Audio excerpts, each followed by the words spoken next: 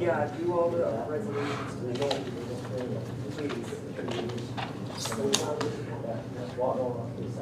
Okay, ladies and gentlemen, we've started recording the meeting, so what I would like to do at this point in time is call the meeting back to order. We were here earlier today and did our regular municipal business, and we are here this evening for our public hearings. And before I start, because we are not all here this evening, I was just going to introduce the ones that are here and those that are at home. So I'm Debbie Feeblecorn, I'm the Mayor at St. Clements, and with me here tonight is Councillor Dave Sutherland, Councillor Sandra Strang, Councillor Glenn Bazarowicz, and at home we have Councillor David Horbis, Councillor Scott Spicer, and Councillor Rob Belanger. And I believe that you may be able to see them on the screen behind me. So before we start our public hearings tonight, I would just like to go over a couple of things here. I guess I would like to see that this is a very respectful public hearing.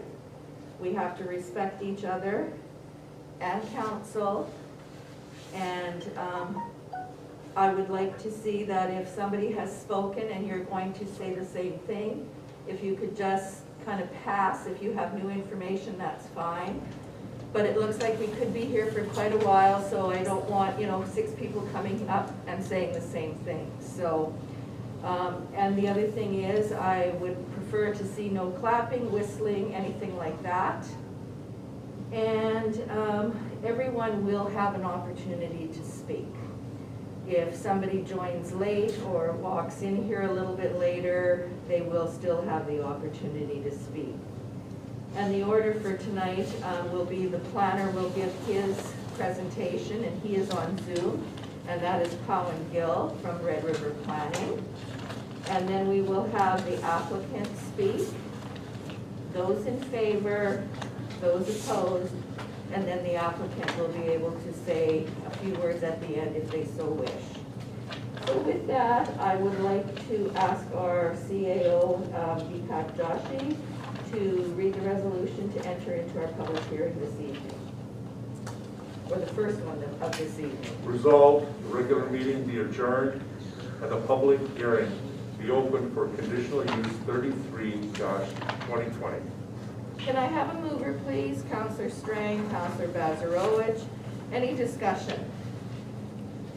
Hearing and seeing none, I will call the question. All those in favor? Opposed? And that is carried. Okay, so the first item on our agenda is conditional use number 33 of 2020 at 21 Boardwalk. And at this time, I will ask the planner, Cowan Gill, to make his presentation. Thank you much, Madam Mayor. Am I coming out clear there? Yes, you are. Thank you, Cowan. Okay, I'm just going to open up my presentation and share it with the agenda here. Thank you. Okay, just an opening slide here with the date and the hearing. Is that showing up, sir? Yeah, that's fine. Thank you, Cowan. Thank you much, Madam Mayor. Yes, the first item today is conditional use file 33-2020.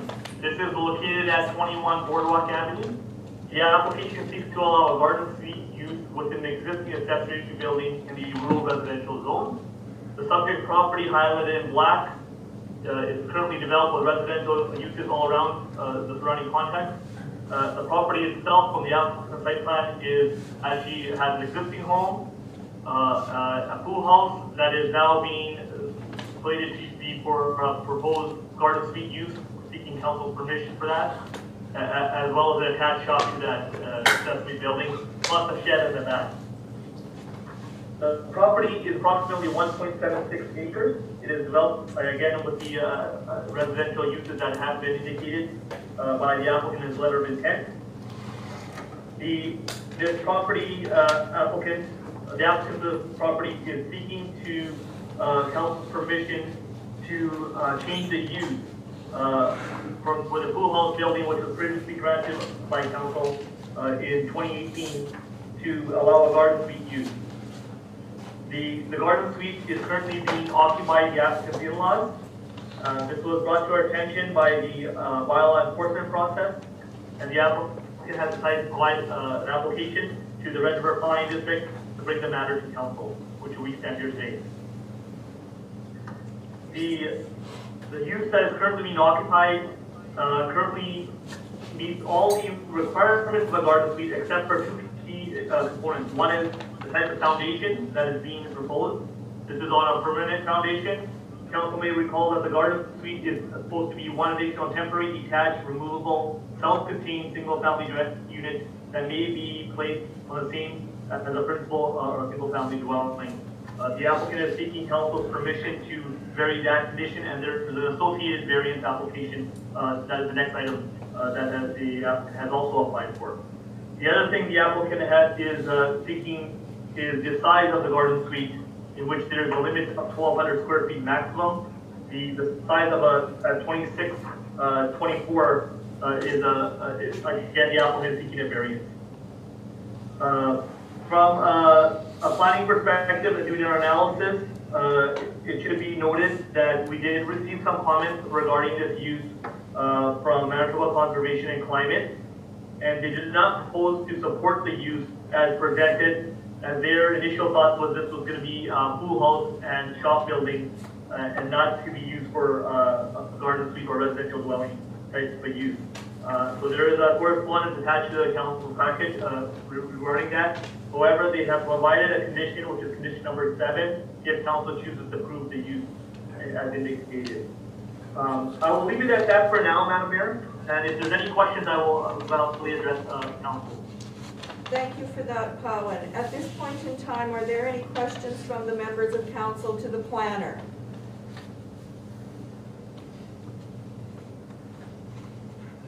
Okay, it doesn't appear that there are any. So at this point in time, I will ask the applicant, Kyle Ouellette, to come forward and give a presentation if he so wishes, and if you just want to come to the front here and have a seat there if you wish.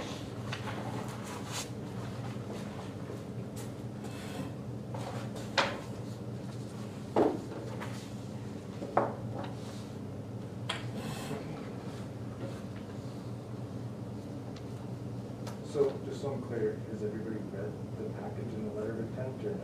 I believe that all members of council got your letter of intent and all the documentation in our meeting packages, and I'm going to ask you to please speak up so that everybody in the room can hear what you're saying, okay? Okay. Thank you. So, as described in the letter of intent, I'm seeking to have the conditional use changed from an accessory building over to a garden suite, and it's to accommodate my family. We cannot hear anything on the remote. Okay, just one moment then, and we'll see if we can't get that working. Councillor Belanger, can you hear the conversation? I'm good. I can hear it. I think our other two counselors are having a hard time, but I can hear. It's a little muffled, but I can hear. Okay, I'm not sure. Turn this around a little bit more for you We're to gonna try speak. and, we're gonna try and move a computer so that everybody can hear a little bit better.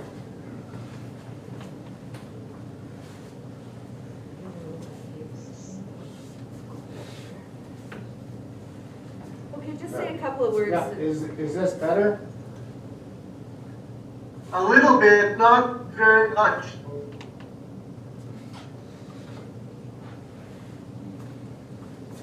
I can take this and bring it right here. That's as far as we're gonna get. Do you want the other table? Thank you.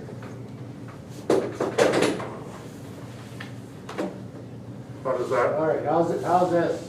You pulled up That's on that. better. Way better. Thank you. Okay, it may cause us some challenges because our CAO is without a computer now, but we're gonna go ahead with this, and if we need to, we'll have to stop the meeting to get reorganized here a little bit again. But Mr. Ouellette, go ahead and give us your presentation, and hopefully everyone can hear you clearly. All right, so As described in the letter of intent, I'm here today seeking the approval to change the conditional use of the accessory building over to a garden suite. This is to accommodate my two in-laws. Basically, for us, the building was built, just to give you a little bit of history, the building was built back in 2018, or approved back in 2018 to start construction back then. Back then, there were variances that were required to build this structure. At that time, when I went to the meeting, just like I'm here today again, there was nobody there with any concerns, complaints, or anything that was brought forward. In the couple years that the building has been standing, nobody has made me aware of any complaints, concerns, until I was informed by the bylaw officer on July 28th, 2020.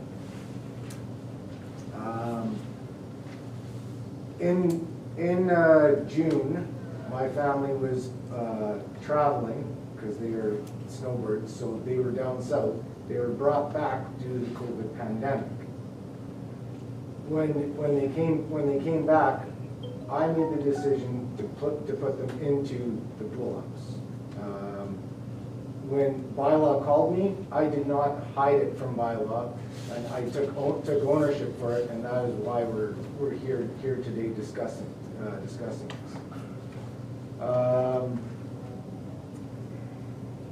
My family is currently growing. We had the newest recent addition to our family July of 2020. My work, being in emergency services, obviously puts me at a higher risk. My in-laws are in their 70s. Given the situation, I felt that it was the best move for them to have them out there during the pandemic. Once we got the complaint, I was a lot of back and forth conversations from Powell and myself from Red River Planning, and it was decided to put this package together and put it forward before you guys today.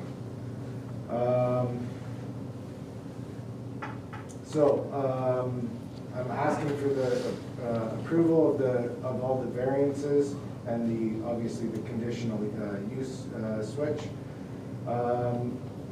There are many benefits to changing this garden suite, as I've researched. It will help keep our family closer together.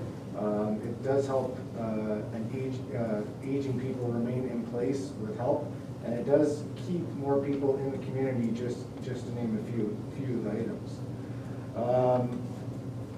Some of the things, it is one of the fastest growing households in Canada right now, and actually some of you I know are familiar with it because it was actually noted in the 2018 election.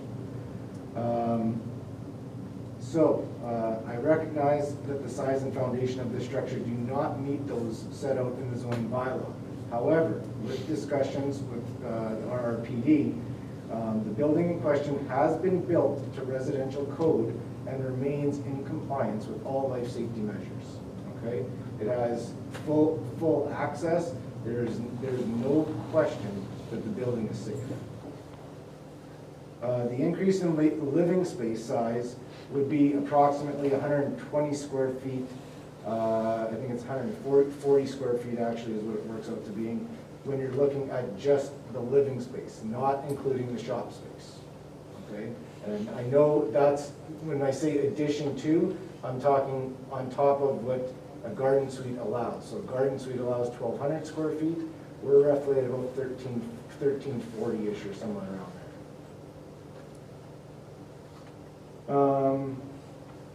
So I would be asking to change that, allowing it to suit just those two family members. The current structure is not removable. Garden suites are deemed to be removable. If I was to put forward and change the application for to put forward a garden suite, to me, I'd be looking at that. Now I'm adding another structure to I'm proposing to add another structure, so why not make use of the structure that's already in place? Okay, that's how I looked at that. And in discussions with RPD, this is what I came up with to put it forward. I would be asking to change it. The current structure is not removable, and in lieu of a caveat, I asked that once the dwelling has been occupied for a period of 6 months, unoccupied for a period of 6 months or greater, it will be changed back to an accessory building at my expense. So if there's permits or anything required through the RRPD, I am okay with the expenses that is required to change it back.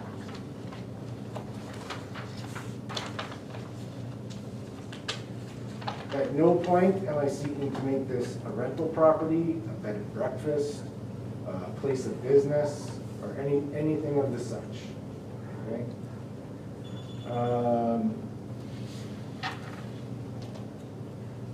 So Red River Planning has stated that there are numerous properties in the RM that do have detached accessory buildings. They've also told me that there are garden suites within the RM.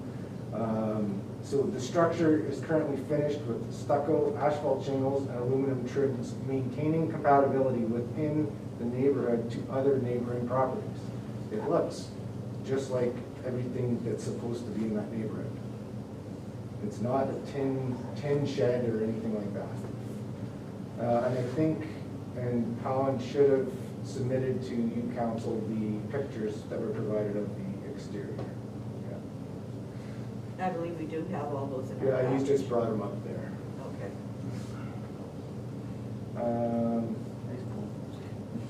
The garden suites are in-law suites. They are, like I said, they are the fastest growing type of household in Canada. According to Stats Canada, they allow homeowners to make more memories as a whole family. They give opportunity to the elderly to age in place with greater flexibility. This proposal does not negatively affect any neighboring properties. The building is already up, it's in place, and my in-laws are quiet elderly people that are pleasant to speak to and keep to themselves. I believe I have asked for the minimum modifications to that bylaw and remain consistent within its provisions. The current landscaping of the property has been upgraded since we've moved in. So we basically transformed when we bought the place. It was a field in the back there with like 5 foot tall grass and mice and garbage and you name it, it was all back there. We've turned that into what is now a landscape property with brand new sod, a large garden in the back of the property, many flowers and plants, and it's maintained. I also plan to be installing the in-ground pool that was intended to go in with the pool house, and it's still planning to go in for 2021. Red River should be hopefully getting plans from me by the end of March. I've also asked for a variance for the small shed in the back. This was brought to light much after the initial discussions with the garden suite. When Colin had called me, I was under the impression that because this is a Costco-sized shed, 10 feet by 10 feet, it's under 120 square feet, that it did not require any type of permit. However, because I put, and Colin explained this to me, because I put the accessory building on the property and it was already oversized, any sheds have to have not only a permit, but a variance. I'm now aware of this, and that's why the variance has also been included for this today. Like I said before, there haven't been any neighboring concerns. I've spoken to my closest neighbor that his property travels the same length as mine, and asked him if there are any concerns, if he has any concerns with my in-laws. Everybody seems to get along just fine. Everybody likes each other. There are no, there's nothing brought forward. And if there were any, neighborly concerns, I would have loved the opportunity to discuss them. I'm gonna kind of end this off with just saying, you know, these are now different times that we must live in and try to adapt to. I'd like to thank you for your time today in reviewing everything. I know it's going to be, you know, probably a long night for most of us. I guess we can move forward with the next step. Okay, thank you for that. At this time, I'm going to ask if any members of council have questions for the applicant.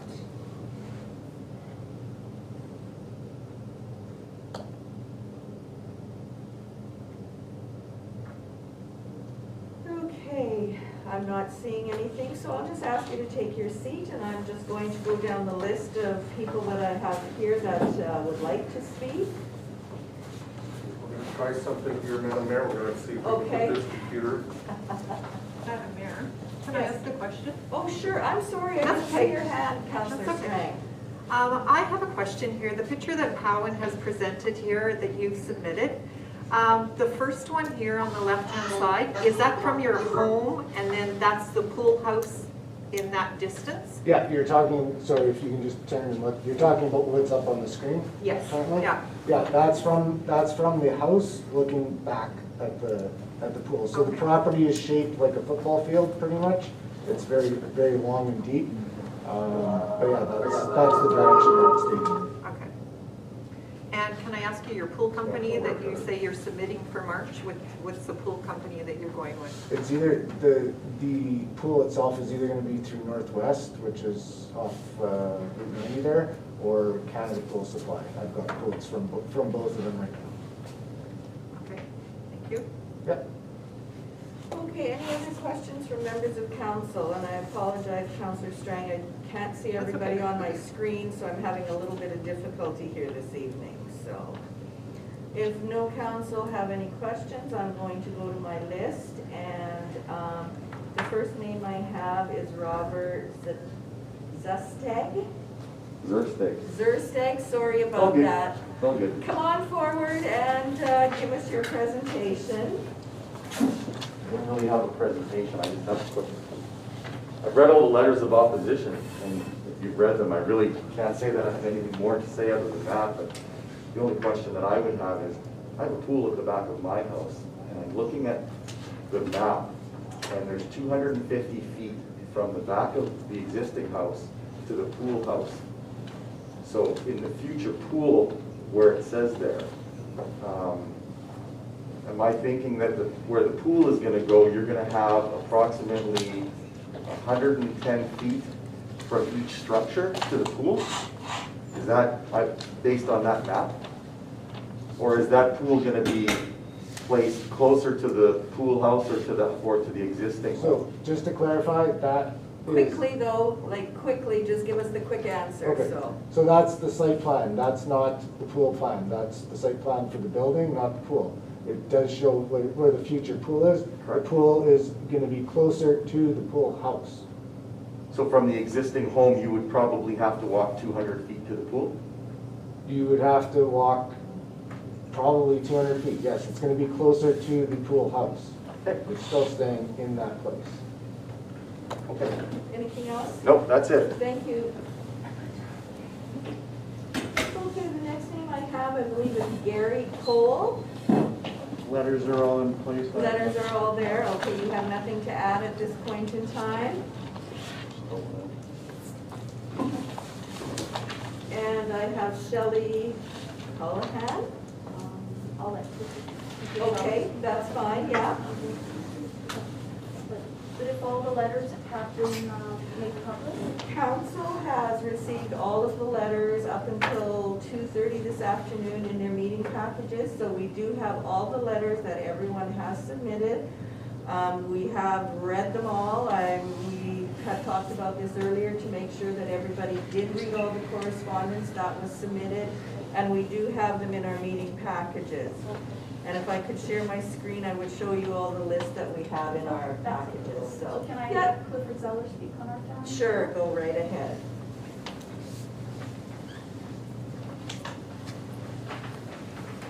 Okay, yes, hello. We reside at 138 Park, so we're north of this property. We built, we were one of the first people in Park to build 22 years ago. We were never given the opportunity to object. The first construction memos never went out. We never received one. And there was no sign posted during that time that we could object to. This go around, we got the bulletin in the mail for the conditional use. And we go by that 21 Boardwalk 2 to 4 times a day. And there was never any yellow sign posted, and I complained on last Thursday. I called in to get a seat here. I sent the picture through that there's no sign posted. So I'm not sure about how people in our neighborhood realized what was going on there. We're against this coming garden suite. We sent our letters in, several letters. We're concerned that it's going to set a precedent. There's 3 other properties of similar shape as 21 Boardwalk. And if this fellow gets away with a garden suite or rental property in the back, the other landowners will attempt the same thing. And what you're doing there is you're creating a small subdivision within a large subdivision. And if somebody's living in those back quarters, should there be a fire or an emergency, I can't see how emergency crews are going to even find their way in there down the narrow driveway. It's not an ideal situation. So. Okay, thank you for that. The next name I have is Doug and Dale Schenk. We're just going to give Brennan a minute to clean the desk there for us.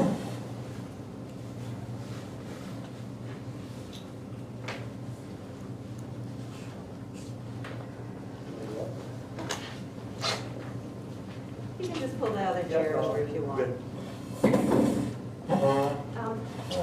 One thing that came to mind when Kyle was giving his presentation was he spoke about how the building looks and that it fits into the community.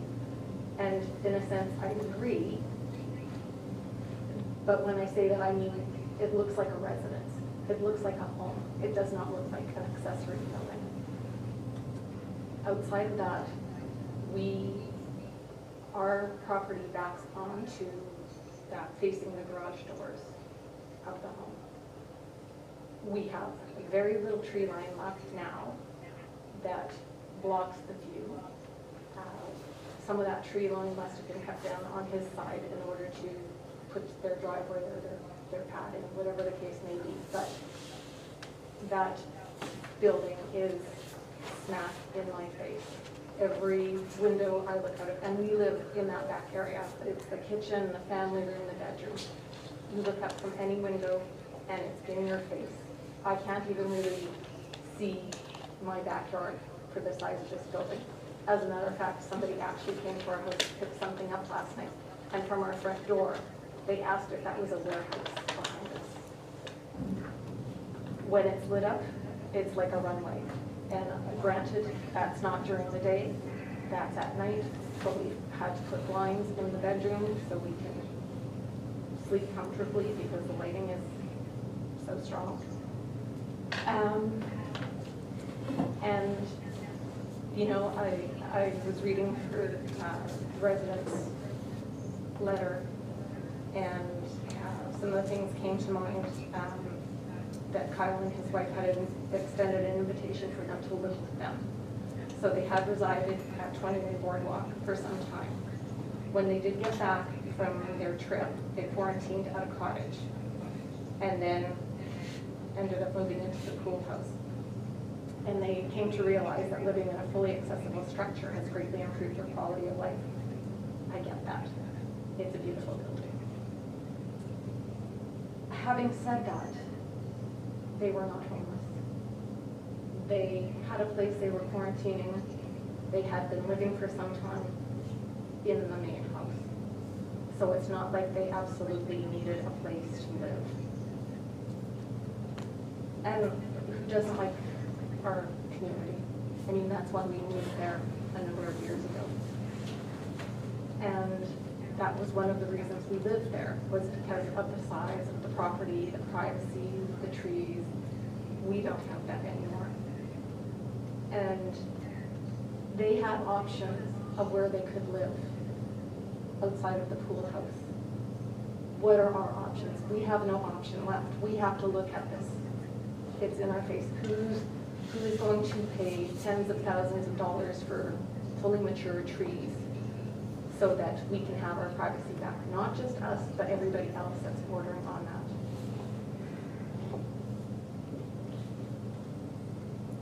Anything else? Yes, the issue at hand right here is the bylaw and what the bylaw states, which is acceptable for a garden suite. Building is 2,624 square feet. It's used as a garage. The people staying in it right now use it as a garage. So even though the living space is 1,300 and something, it's the whole building. I have got mixed feelings about how this building came about. We unfortunately were not in town. We did not receive a letter notification. And when we did inquire about information on this property and what was going up there, and this was after the fact, once they started building, we were told that we're not the property owner. That information is not really available to us. And I couldn't understand that. So as I found out more, next thing you know, we got this structure going in our area. It said on the analysis from Red River Planning that there was a row of trees that would help hide this building. Well, accessory building comes in, the trees came down. So now we don't have that privacy.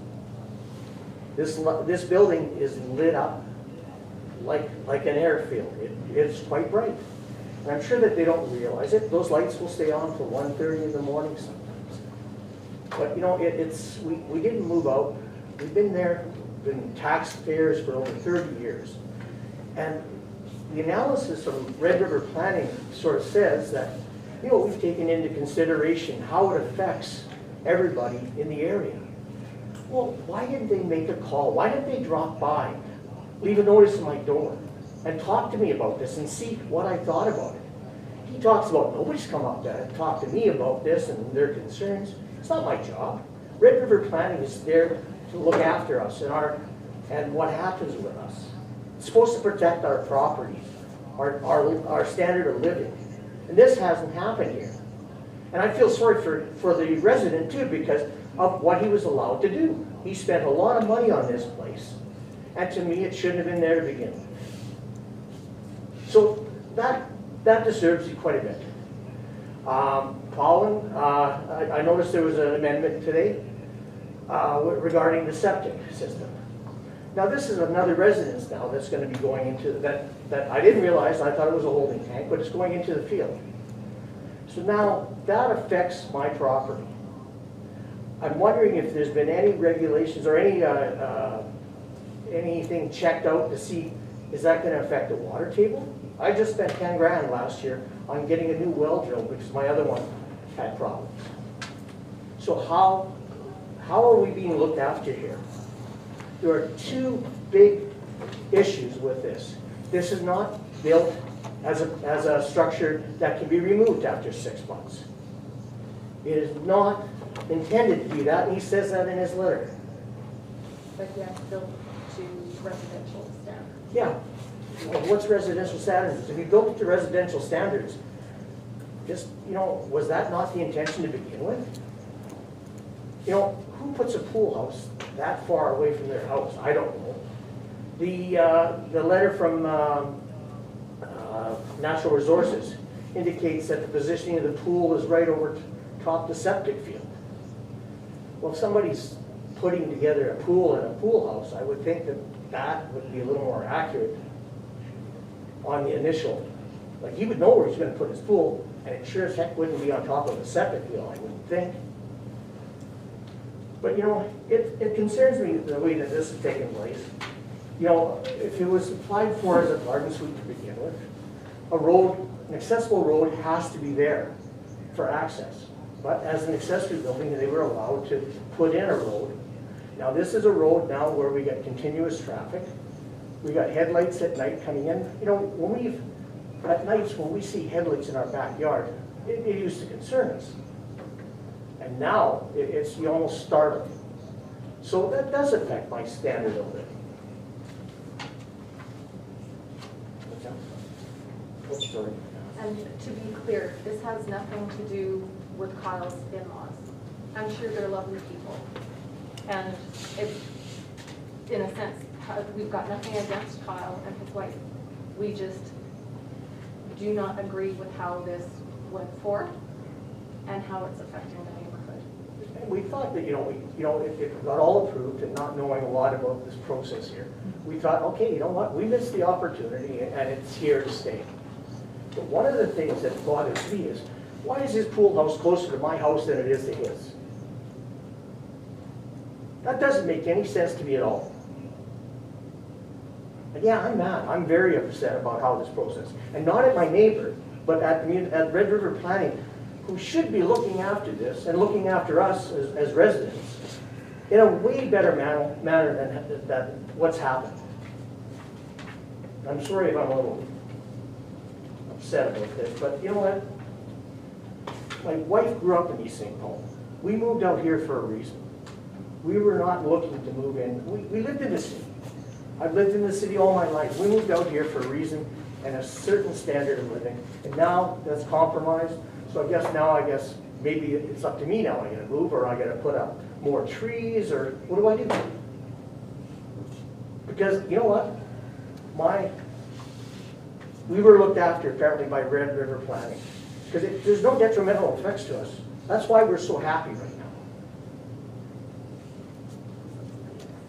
Anyway, sorry, thank you very much. That's okay, thank you for your presentation. Your time.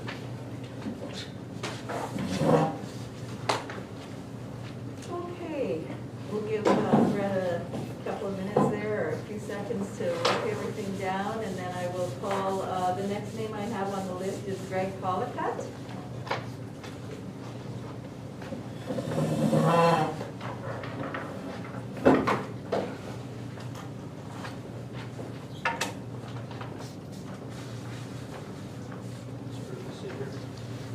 Yeah, you can sit there if you like, Greg. Just remember that the microphone's at the computer. Yeah, the microphone's on the other computer, so. Good evening. My name is Greg Collicutt. Okay, before you go any Nope. further, can the council members hear the presenter? Councillor Belanger?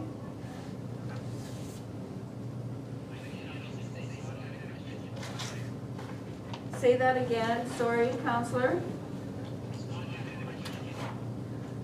Okay, before you start, Greg, Councillor Spicer, did you have a question? Say who's that?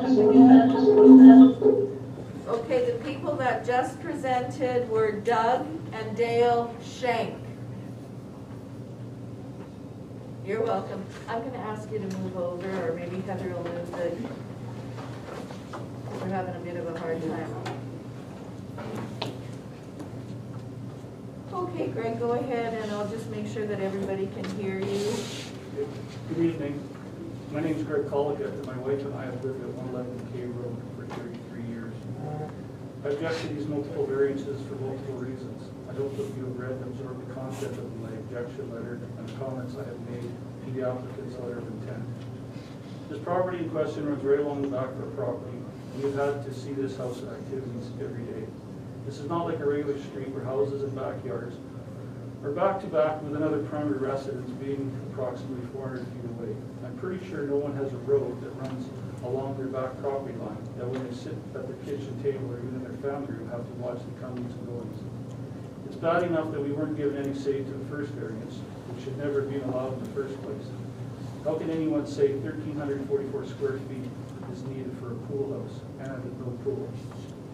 Now that it's being finished and used as a residence, and we have to deal with the activity that goes along with it. I just wanted to make it clear that this was not just an existing accessory building that they all of a sudden decided to make into a garden suite. It was built for this purpose, and I'm questioning the legality of what was going on. I was told nothing could be done unless someone was living in the building. This building does not even conform to any major requirements of a garden suite bylaw. It was built, finished, and the in-laws moved out of the Agaplins' two-story house, which is 1,800 square feet per floor, which makes their space over 3,600 square feet, plus full finished basement. The in-laws have been living with them since they moved here. The reason for this application for multiple variances is because they got caught having them live there, and now they want them to stay living there. I was told by the planning board that no one was allowed to live in this structure, but here we are 8 months later, and they're still living there. The enforcement for this violation should have been eviction, and the status of the building should have been left as it is, a pool house, with no variance to a garden suite, and no one residing in it. I don't understand why eviction didn't take place. All I got from the planning board was, and I quote, "The owner is working towards correcting the matter, and reasonable action is underway." How is that enforcing the bylaw that was violated? Basically, the applicant has gone and done what he wanted, and now is asking for the proper variances. Also, the septic system that they have been using for the last 8 months does not comply with conservation's policy for garden suite. Garden suite classification, which it is not, must use a holding tank and not be hooked up to this septic field on the property. I would think that the planning board and council would know these rules, or at least find out, and they still have allowed them to stay there for 8 months. Why didn't the applicant take reasonable action and contact the planning board when they made the decision that they wanted to put the in-laws into the pool house? The bylaw was made for a reason, and I'm pretty sure it was made to stop someone from building a permanent secondary residence on their property, as they have done here. He now wants to change the pool house to a garden suite, an additional variance, because it doesn't even qualify as a garden suite. And when the in-laws aren't there anymore, change it back so he doesn't have to tear it down, as it is not movable. This isn't a game of change the variance. These variances should be denied, and no one should be allowed to live in this pool house, not now and not ever. Thank you. Thank you for that, Greg.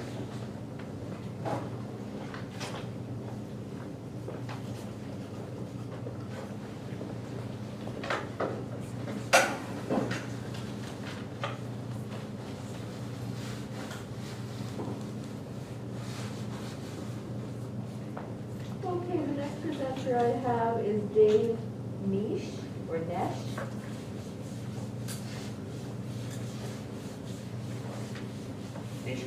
Nish, okay, thank you. I'm going to ask you to sit at the desk, it's just because of the computer, they can hear you better if you're sitting there, please. Sure, no problem. Thank you. I've already submitted my letter with my concerns, but did want to bring up a couple of issues. First and foremost, I fear this is setting a precedence that down the road is going to cause nothing but grief for the neighborhood, the municipality, and the home values, the property values we currently have. We purchased our home in at 126 Park Place, which is directly north of 21 Boardwalk. In November of 2016, we moved in, and we moved to this location because we enjoyed the opportunity to experience vast open space, being a little bit more at one with nature. We left the city and really enjoyed what the property had to offer. Today, we look at a 70-foot long, what appears to be a concrete wall. And I'm not sure if everyone can appreciate this, but this is the view out of our dining room and off of our deck. Okay. I have no objection to the family at 21 Boardwalk. We met them last summer, and they seem like very nice people. But I'm afraid we've come to a scenario that should have and could have been avoided had all proper course and due diligence taken place. It seems like there were a number of oversights and exceptions made to allow this to happen, to get us to where we are today. And unfortunately, I believe it's decreased my property value considerably. I can't look out the back anymore and see 2 fields in behind me with wide open space. I now look at an obstruction. There's no trees in the area in the wintertime to block my view. And their mechanical systems working 24/7 that we listen to and see the smoke and exhaust in the backyard. So we're not very happy that this has come to where we are today. And I asked how this happened.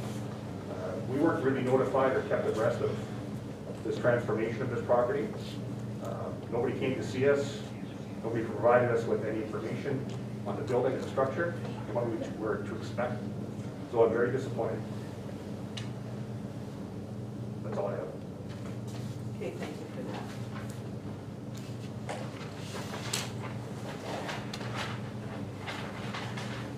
Okay, the next name I have, I believe it's Jose Aruso. Did you want to come forward? I really mucked that one up, did I? Mr. Joel. Okay, did you want to come forward then? Well, Sorry about that. It's all right. Everything has been said. There's only a few things, I don't agree, a few things with the planning board. Don't they check things before they, like the amount of square footage of the house is over, don't the planning board gets to see that? Don't they go and check? I'm a contractor myself. I missed 2 pills of stone on a drain tile, and the planning board is there right away. You got to do that. And now these guys are building this house is like 2,600 square feet. It's all good. We're going to use it now just for my in-laws. What happens down the road? You can rent it out to somebody else. How do we know they're not going to rent it out? 10 years from now, it's all for a lot, let's rent it out, I'm going to make some money. I could do that in my backyard too. I got lots of room to build a house. We have to obey rules here. I know down the road that's what's going to happen. It's all quiet, let's rent it out now. And I know that's what's going to happen. That's all I got to say, because everybody said everything already. Okay, thank you for that. Yes. Yeah.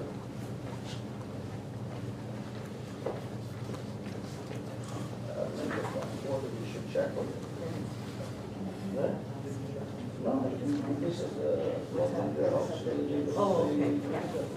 Thank you. You're welcome. Just square footage right away. Okay, the next presenter I have on my list here is David Price. I'm fine, thanks. You're fine now, okay?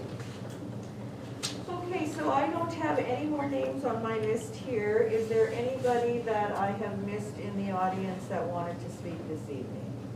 And I'm talking about those in the room here, because I know that there's a number of people on Zoom that are still wanting to speak. So we're going to switch over to Zoom. And unfortunately, I can't see everybody. Okay, what I'm going to do is in no particular order, because as I just said, I cannot see everybody on my iPad.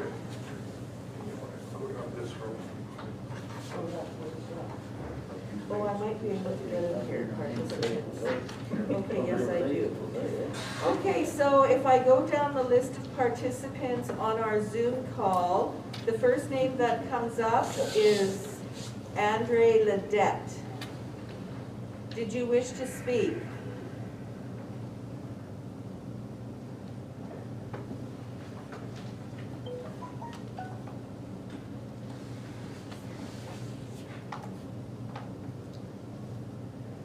Okay, I'm not sure what happened there. And I'm just going to spell the last name. Is there a Mr. Ledette, L-E-D-E-T, that wishes to speak on Zoom this evening?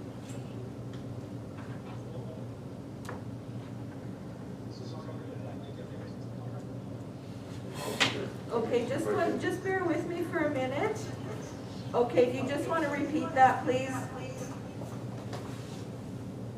I think everything's been covered enough. I need to speak. Okay, thank you for that.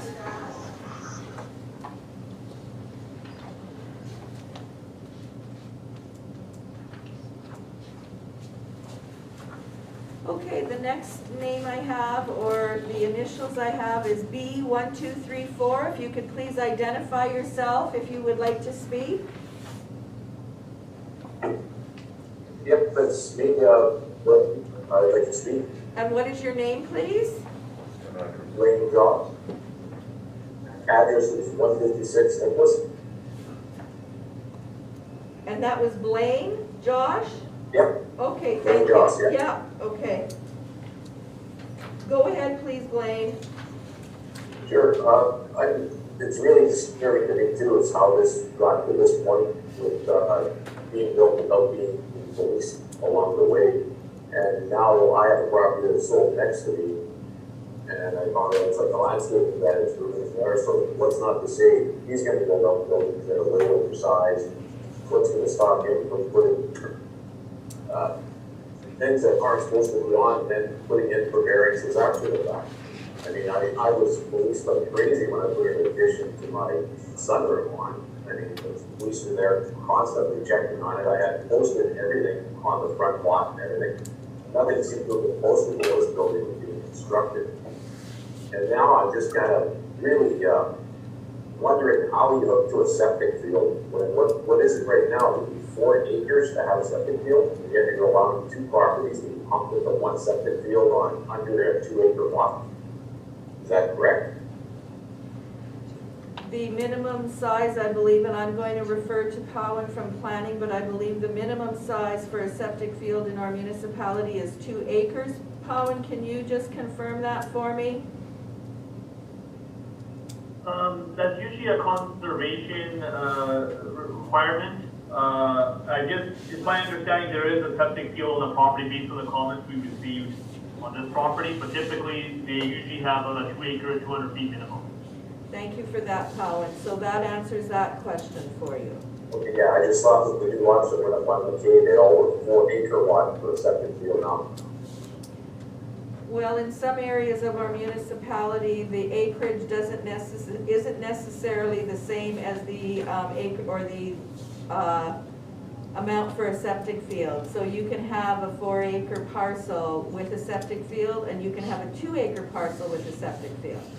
Okay, but having two buildings pumped into 1 septic field under a 2 acre lot doesn't make sense, does it? Well, that would be up to conservation to comment on that one. That's right. That would go right to the province. I would think you would fall in. That's correct. Just like the roads that were put onto the septic, road there, the small ones. Right, what else was Right, there? so the whole gist of this is that, again, it's setting precedences for anybody else that's going to be building in the area, and I'm just definitely against the fact that it's going on. Anything else, Blaine? Okay, Oh, that'll be it. thank you.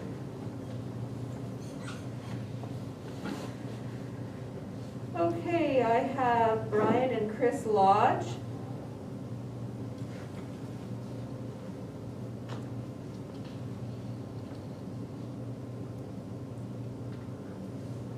Brian or Chris Lodge, are you still on Zoom with us and wanting to speak?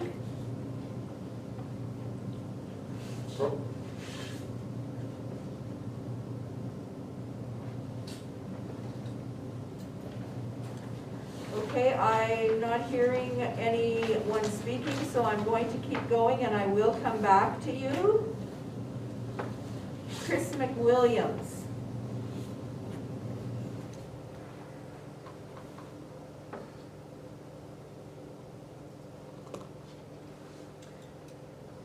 Okay, Councillor Belanger, can you hear me speaking? I'm wondering now, because that's 2 people that haven't come forward, if they're hearing me.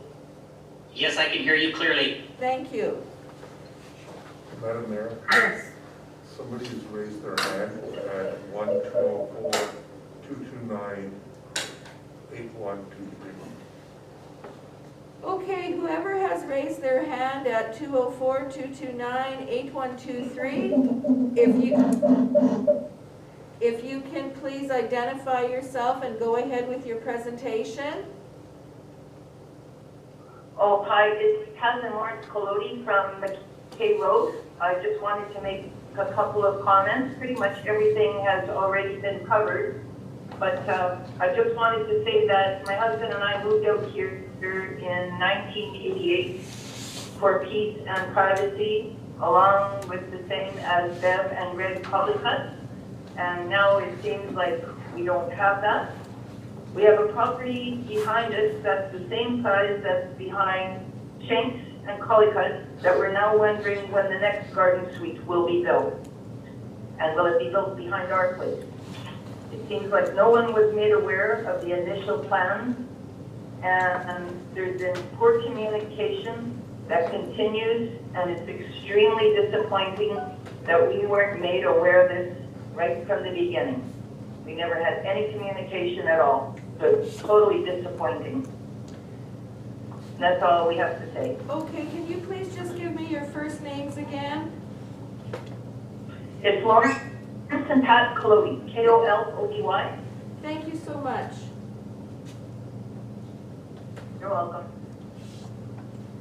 Okay, I'm going to try Chris McWilliams.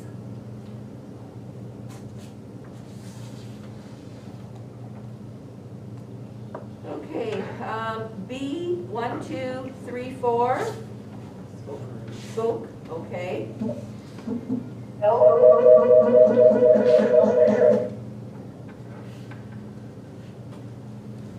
Brian and Chris Lodge.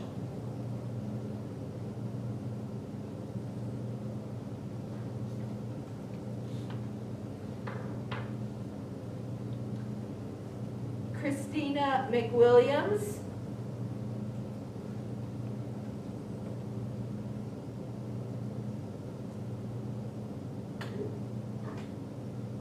Can you hear us? Now I can, thank you. Do you just want to identify yourselves again for the record? It's John and Christina Kay at 181 McKay Road.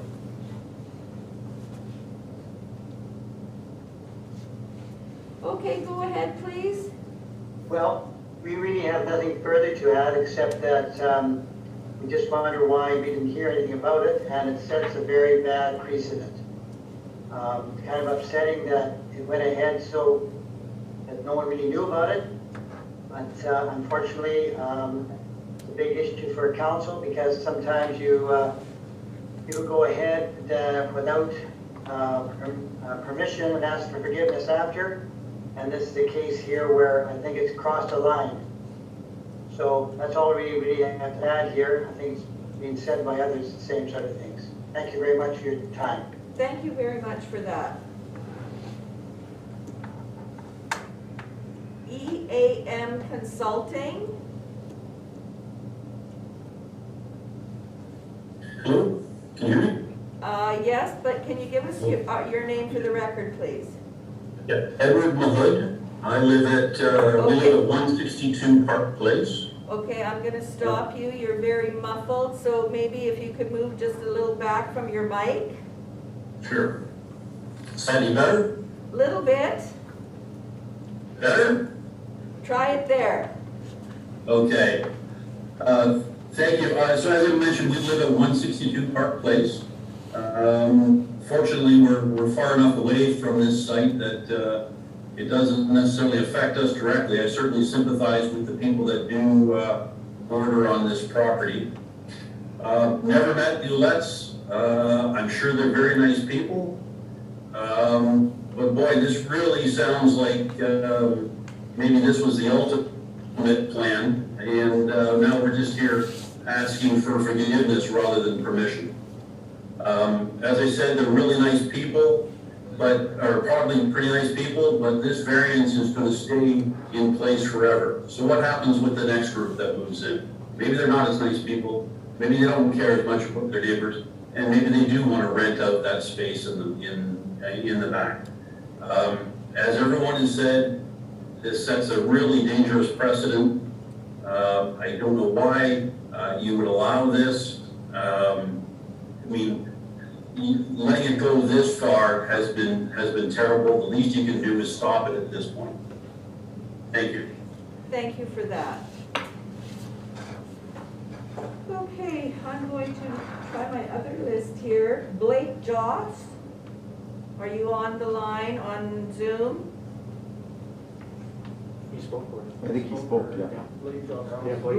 or Yeah. Blaine? I know Blaine did, but I have on the list here a Blake. No? Okay. Nicole Reshot and Jerry Sopko. Nicole Reshot or Jerry Sopko, are you on the line? Yes, we're on the line. We really don't have anything to say. We are the in-laws in question. Okay.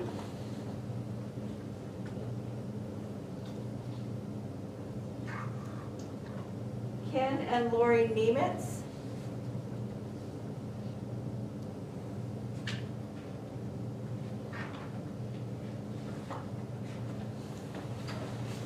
Hi, can you hear me? Yes, I can.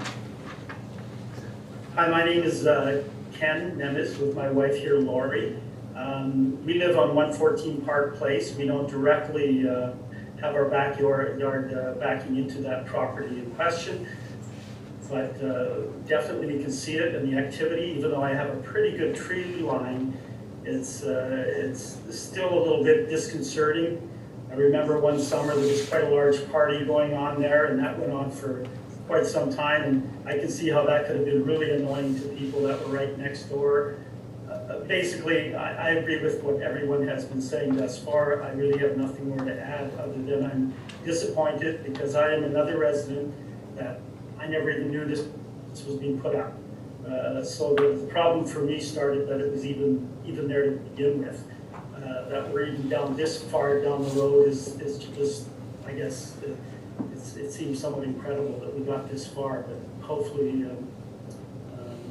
we can see a solution to this. Thank you for your time.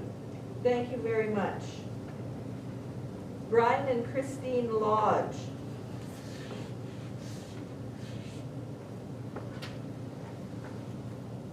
Hello. Hello. I'm actually speaking for Christine and Brian Lodge. They're having some technical difficulty and they're unable to unmute. Okay. So they just wanted to, my name is Kelly Wilson. Thank you. And they just wanted to say that they had nothing further to add. Okay, thank you very much for that, Kelly.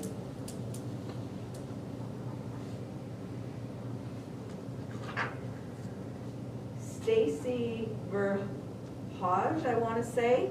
Verhage. Oh, Haig. Okay, Stacy, are you there?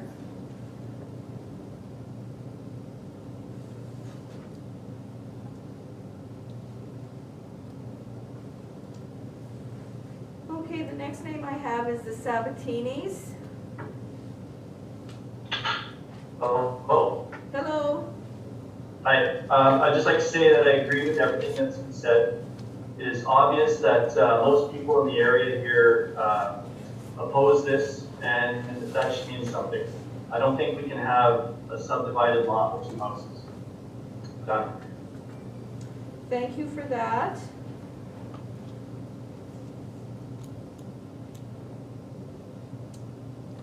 Stacy Verhage, are you out there, Verhage?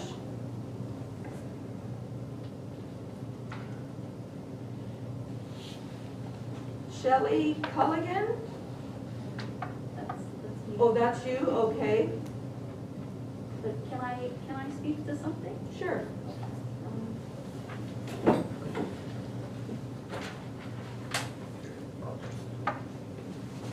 Stand up properly, just 1 second. No problem.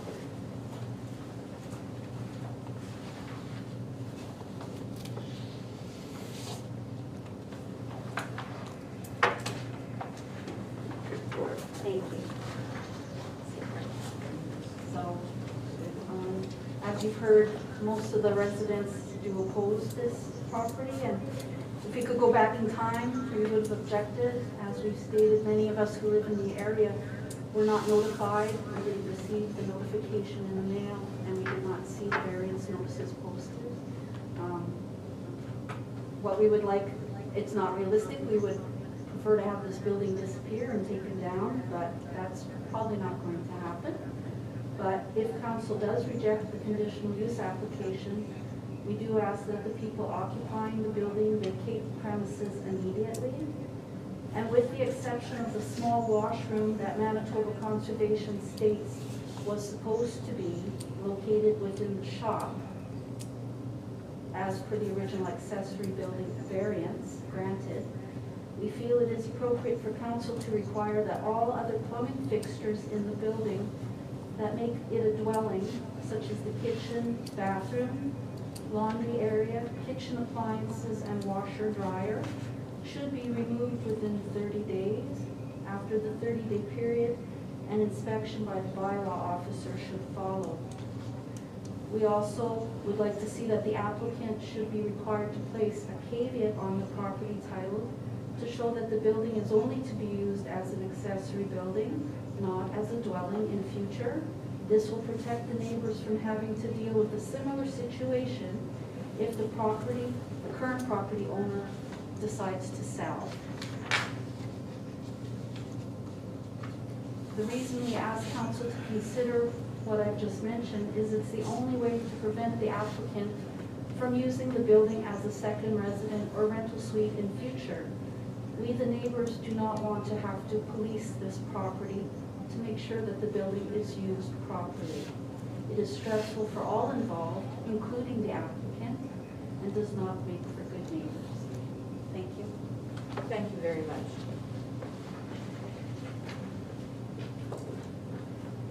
Okay, I'm going to ask, I do not have any other names on my list, but I am going to go to Zoom. Is there anybody on the Zoom platform that has not spoken who wishes to speak?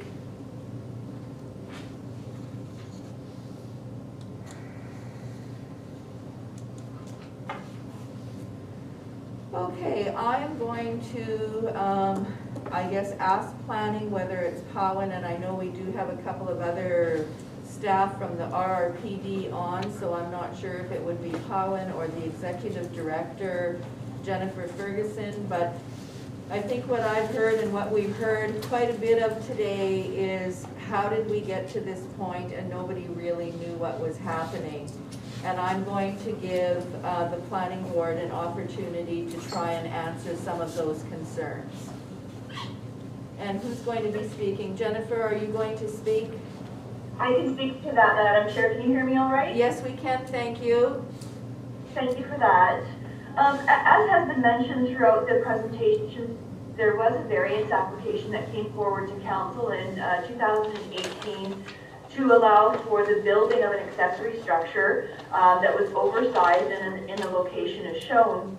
At that time, it was not proposed to be a secondary dwelling, it was proposed to be an accessory structure.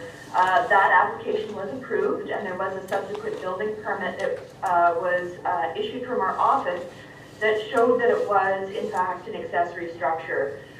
It did not come to our knowledge that this was being used for habitation until we received complaints through the bylaw process. So I know there were comments being made about the RRPD allowing this to happen, and that really isn't the case. As soon as it came to our attention, we proceeded with enforcement action, which is why the application is before the council today. So I hope that helps to shed some light on why we're here today and the reasoning behind that. Thank you. Thank you for that. Now, Jennifer, I guess I have a question, and I am going to open it up to council in a minute, but when the structure was being built, was RRPD out there doing the inspections that they would normally do for an accessory structure? Yes, we do. We did do the inspections on that building, yes. Okay, so because it was not habitable, or was not to be habitable, then there would not have been required an occupancy permit for it? That's correct. In the case of residential permits, whether it's a single-family dwelling or an accessory building, we don't issue occupancy permits. We only do that for commercial structures. but we would complete a final inspection on a residential use or an accessory structure of this nature. Okay, thank you for that. I just wanted to clarify a couple of those points, and at this point in time, I am going to ask Mr. Ouellette if he would like to wrap up our hearing for this evening, if he has anything more to say after he, oh, I think Brett's gonna wipe the desk off there. If you have anything more to say as far as what you have heard from all your neighbors and the residents in the area this evening. Actually, can I make just one comment with regards to Red River planning? In the sense that when all this started and seeing the size of this, I have spoken to Red River planning at least 3 times, voicing my concerns about the size of the building, given the fact that it was double the size of what an existing structure or the accessory structure should have been. And the only comments I ever got was, well, council approved it. So they completely washed their hands of it. And I think that's important that you folks are aware of. Well, and I'm not so sure that they've washed their hands of it. I guess when I look at it, yes, council did approve it.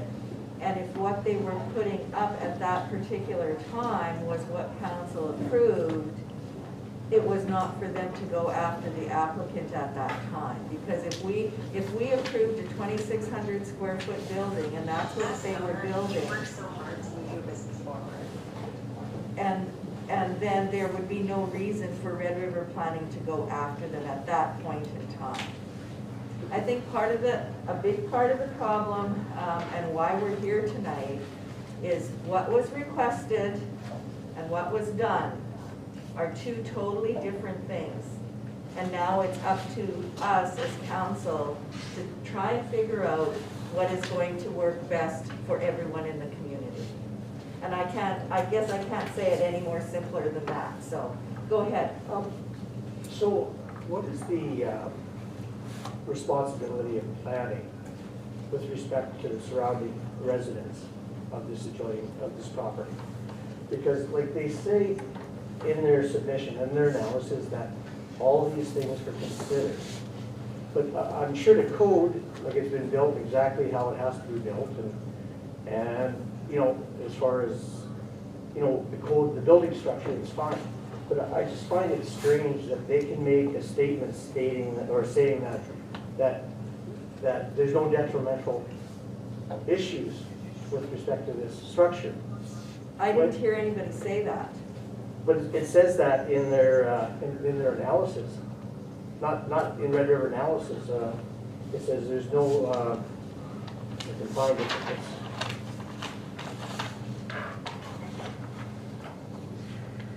And you're saying that is in the Red River Planning report? Yes. Colin or Jennifer, would you like to answer that question, please? I found it in the option here. It says under the option. What page are you on, sir? This is page 3 and 4 of the building variance here. Okay. Yeah. And I'll just read it out. Yeah. It says, it will not be detrimental to the health or general welfare of people living or working in the surrounding area or negatively affect other properties or potential development in the surrounding area. So. And you said that was on page 3? Here, I can just. Well, no, I've got it up in front of me, yeah, but I'm just trying Under to. the options. Okay. Madam Chair, may I speak to that? Yes, you sure can, Ms. Ferguson. Sure. In the report from Red River Planning, we're referencing a section of the Planning Act that talks about considerations when a conditional use comes forward. The report from the Red River Planning District is one component for council to consider. The other components are the feedback from the applicant as well as residents in the community through the public hearing process, who will help determine whether it's detrimental to the surrounding community.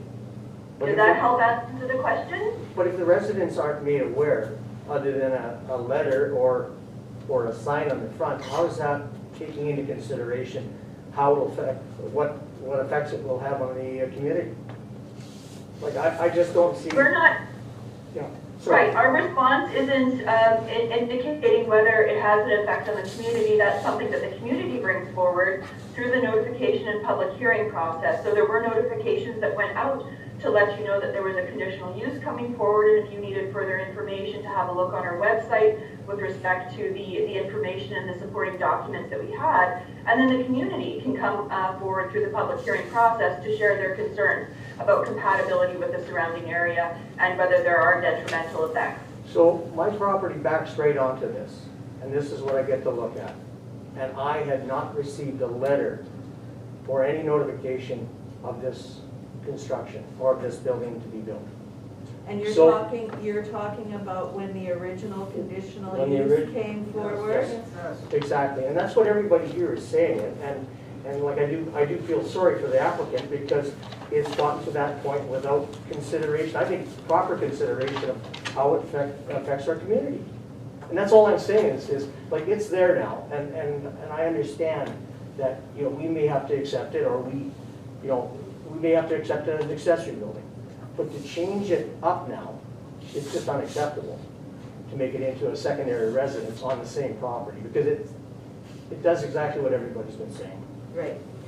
Councillor Belanger, before I open it up for members of council to ask questions, I would like the applicant to come forward and give us his closing arguments or comments if he has any, and then I will open it up to see what council has to say. So Mr. Ouellette, do you want to come forward, please? Before Mr. Ouellette comes up, I just need to make sure I set it up properly so that we don't get the feedback.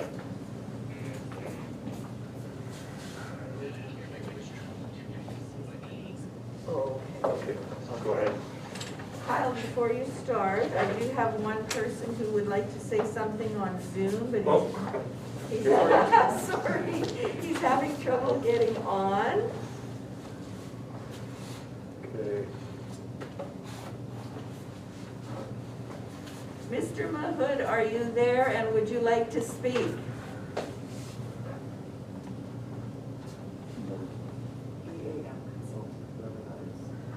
Is that Yeah, consulting? EAM Consulting, do you wish to speak? You already did. Thank you. I had a question, I guess, for Jennifer from Red River. Okay, what is your name? Because EAM Consulting, I'm pretty sure, is not in our records. Edward Mahood. Thank you. And I apologize, it is tough to kind of follow on the Zoom here, so I apologize if this has already been answered. But a little while ago, you had mentioned that the premises had been inspected after construction. Would it not have been clear at that point in time that this was for some other kind of use? I'm going to leave that up to planning to answer because the municipality does not do inspections. It is the Red River Planning District, so I'm going to leave it up to them to answer that question. Go ahead, Jennifer. Right. Thank you, Madam Chair. Yes, inspections were completed. We would be looking for compliance with the building code and compliance with the plan submitted. The plan submitted did not show this being as a living quarters, and the inspection would have reflected that as well. If, after the inspection was complete and there were appliances moved in and beds moved in, that's not something that we would have noticed. Okay, then I guess that really emphasizes a point I made earlier that perhaps this was the intention all along. I couldn't speak to that. No, I know, I think council should take that into consideration. Thank you. Thank you for that, Mr. Mahood. Madam Chair? Go ahead, Councillor Belanger. Just to help some of the residents there that were wondering, perhaps, I heard that they weren't notified or they didn't know originally in 2018 of the conditional use. If the planner can explain that when those go out, they're only given out in a certain circumference or a certain area. They're not given out to everybody. So that's the reason some folks never got, is because they weren't within the circumference. If that could be explained. Jennifer Powen, can you please explain the distribution for the conditional use application? Paul, I can speak to it if you want, up to you. Or I can do one then. Yeah. You go ahead. No problem. Madam Mayor, yes, that is correct what Councilor is saying, that when we do send out notices, there is a radius that covers, it's usually 100 meters of within the property, from the property. And the other thing we do is that we ask the applicant to think of a post of the property. The Planning Act requires us to do one or the other. We actually do both. And the third thing we do is actually we do post the notices on our website as well for upcoming public hearings in that 2-week period as well. So for notifications, there's 3 things we do, but we're only required either to send notices or postings, and we do actually both. Thank you much. Okay, thank you for that. Does that answer somebody's question? Go ahead, Greg. Well, I have a question to that. You only allowed 2 weeks. So when this first variance was applied, it was in February. I was gone on a 3-week holiday. I get back, I get the notice in the mail, I phone because the hearing, I've missed the hearing, and I get told that, oh yeah, it was just an oversized building, that's all. I said, okay, fine, whatever. Doug and Dale, they were all gone too, they were away. Didn't receive anything anyway. So then when he starts building it and I see all the windows and the doors go up and the septic tank sitting in the back, I phone back and I say, you told me it's just an oversized shop, like what's going on? It says he's building a house. And the reply was, well, hang on, I'll check. Oh, here's the paper. Yeah, he's allowed. That's all been through council. He's approved for all that. Why was I not told that when I told the first time? They just said he's just building a big shop. I can't speak for Red River Planning. Jennifer might be able to answer that, but I think when it was approved, it was for an accessory building. So Jennifer, go ahead, please. Yeah, we follow the notification requirements as set out under the Planning Act, which require a minimum of 2 weeks notice. So that's what our standard practice, that's the standard across Manitoba for conditional uses and variances as it relates to public hearing requirements. At that time, as I did indicate, it was for an accessory building. So that's what was proposed as part of the variance as well as part of the building permit application that was in our office at the time. Thank you. Thank you for that. And I think that, yes, you have your hand. I have a question. If that pool house was constructed for his original drawings and it was inspected by the permit officer planning, he's now changed it to for a residence. He's obviously done some renovations in there. He would have required a building permit. If he had applied for a building permit, why wouldn't this have come up for the use of the building? If it's a pool house and now it's being a residence, somebody should have questioned that. Or is he done renovations in there without a building permit? Well, I'm going to ask Jennifer to answer that. Were there any applications for the change of use and in that building? Sorry, no, there weren't any permit applications to change the use. Those were not submitted to our office. Prior to those being submitted to our office, the applicant would have to confirm whether that type of use would be permitted, and that's why we're here before council to determine whether a secondary dwelling would be permitted through the garden suite provision. Thank you for that. So that answers your question. Okay, I'm going to not close it off right now. I'm going to give Mr. Ouellette a chance to say what he would like to say after he's heard from all his neighbors and those on the Zoom platform this evening. So Deepak will get the computer ready and you can come forward, Kyle.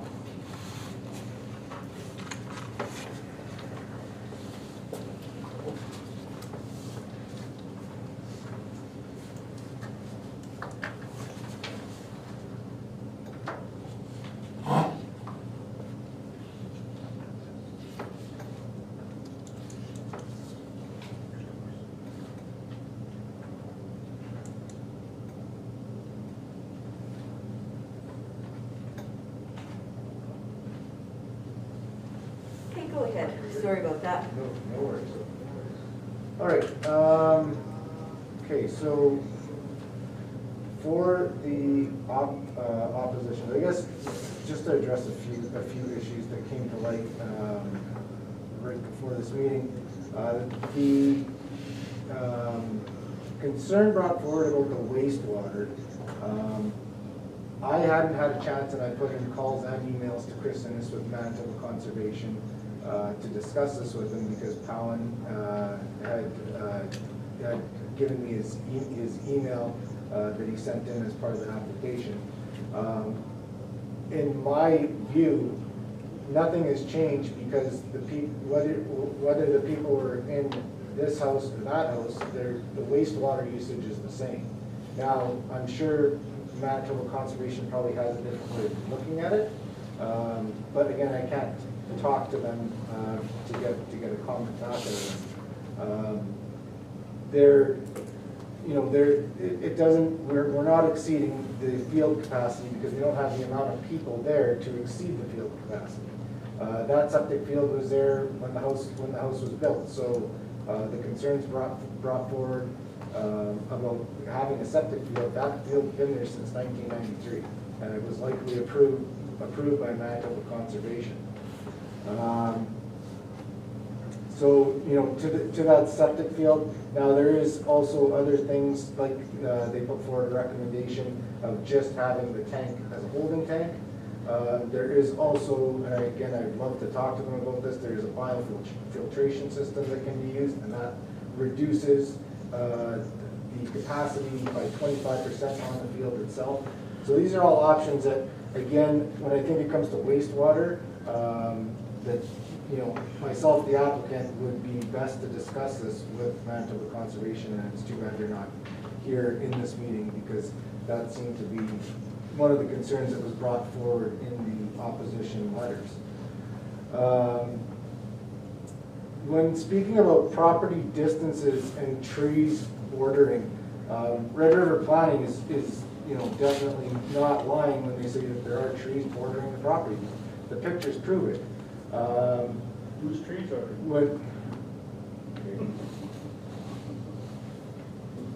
Can we let Mr. Ouellette speak? Sorry. Thank you.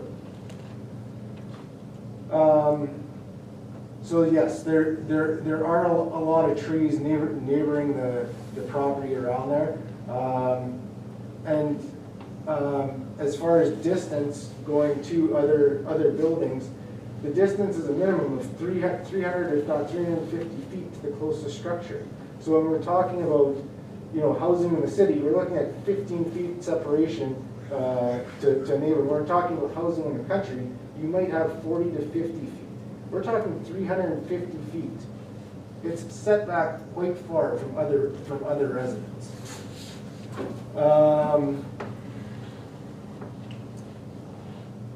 Again, the accusations put forward in this meeting today of not being in compliance and having no poster.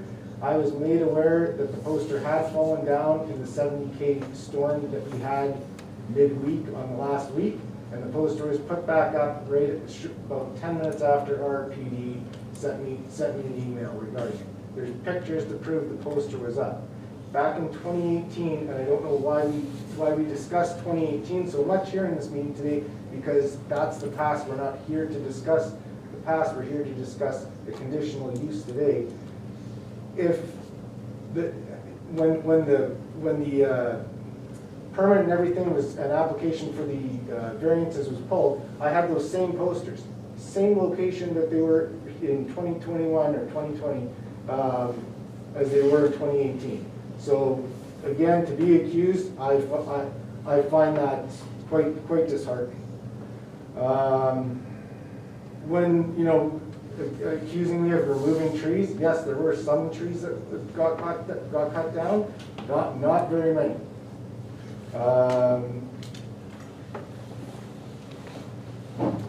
Property values, I don't see how this devalues anybody's property in the neighborhood.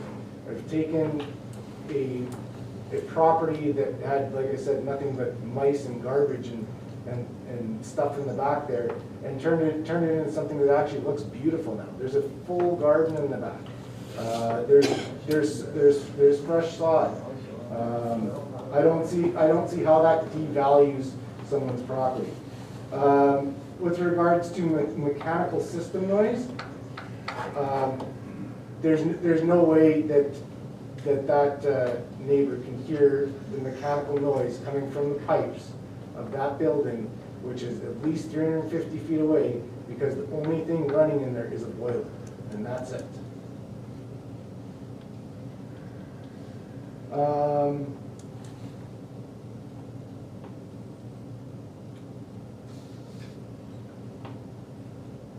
When it comes, you know, back to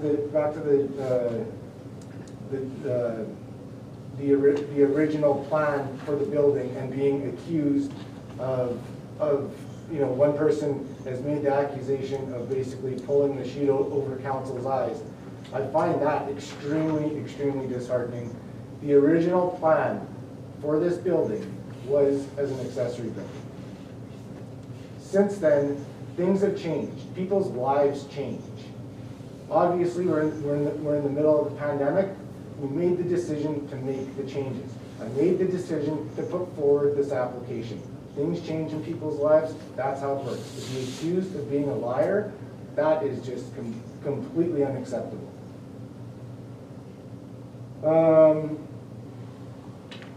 A large amount of information found in those opposition letters was found to be unrelated to the application being discussed here tonight. The majority of the letters may have contained, in my opinion, slanderous comments resulting in defamation of character towards me and my family. Okay? That is something that we are not going to get into. No, that's fine. Not one person was at that 2018 meeting when the original application was submitted. Everybody got notices. They were mailed out. Whether you say you did or you didn't. No, not a chance. Now you're calling everybody else a liar. Yep. Then you're saying that Red River Planning's not putting them up. Stop. I'm not going to put up with it. I would like Mr. Ouellette to finish speaking, and then council will have to have some discussion and decide how we would like to proceed this evening. Okay. It was not my intention for this accessory building to negatively impact the neighborhood. I have obtained all the necessary permits, variances, and applied for the requirements to allow the requested changes. I've followed everything. I believe the letters submitted, only 3 of the opposition letters submitted actually only come from neighboring properties here tonight. The rest are from people all over the neighborhood.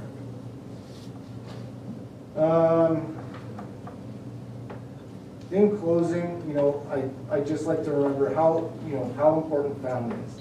The benefits and core values of having your family close and keeping them at home.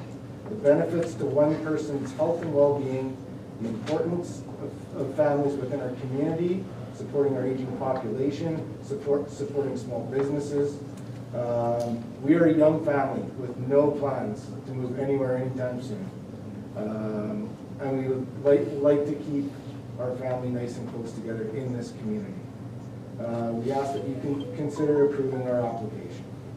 And that's all I got. Okay, I'm going to open it up to members of council, but before I do that, I do have one question for you. You did refer a couple of times how the world is changing and that when you took out the original permit and you built your building, there was no intent of anybody living in this building. When you changed your mind and decided that this should be a secondary residence, why did you not go to Red River Planning at that point in time and see what you required to do to make it a secondary residence? I can appreciate the question, Madam Mayor. I made a split decision with what was going on with the COVID-19. My in-laws had flown back, and we didn't want them coming back into the house. So that was my fault. I made a split decision. I did not look into any planning. And like I said, when I said it earlier tonight, when bylaw officer called me about this, I did not challenge him on anything. I cooperated 100%, and I worked with RRPD, and I'm doing what's right. But the work was all done at that point in time. The work according to the original plans was already done. I'm not talking about the original plans. I'm talking about upgrading from an accessory building to a residence? To move from an accessory building to a residence, yes, a bed was moved in and all that stuff was moved in. And you did all that without consulting with the Red River Planning to see what you needed to do to convert that accessory building to a secondary residence? Yes, and I apologize for that, and I'm trying my best to make it right. Okay, I'm going to open it up, and because I can't see everybody on my screen, I am going to go to the council members that are at home first. Councillor Horvis, did you have anything that you wanted to comment on at this point? Oh, stop. I have to, Oh, just hang on a sec, Councillor Horvis, we have to switch the computer here.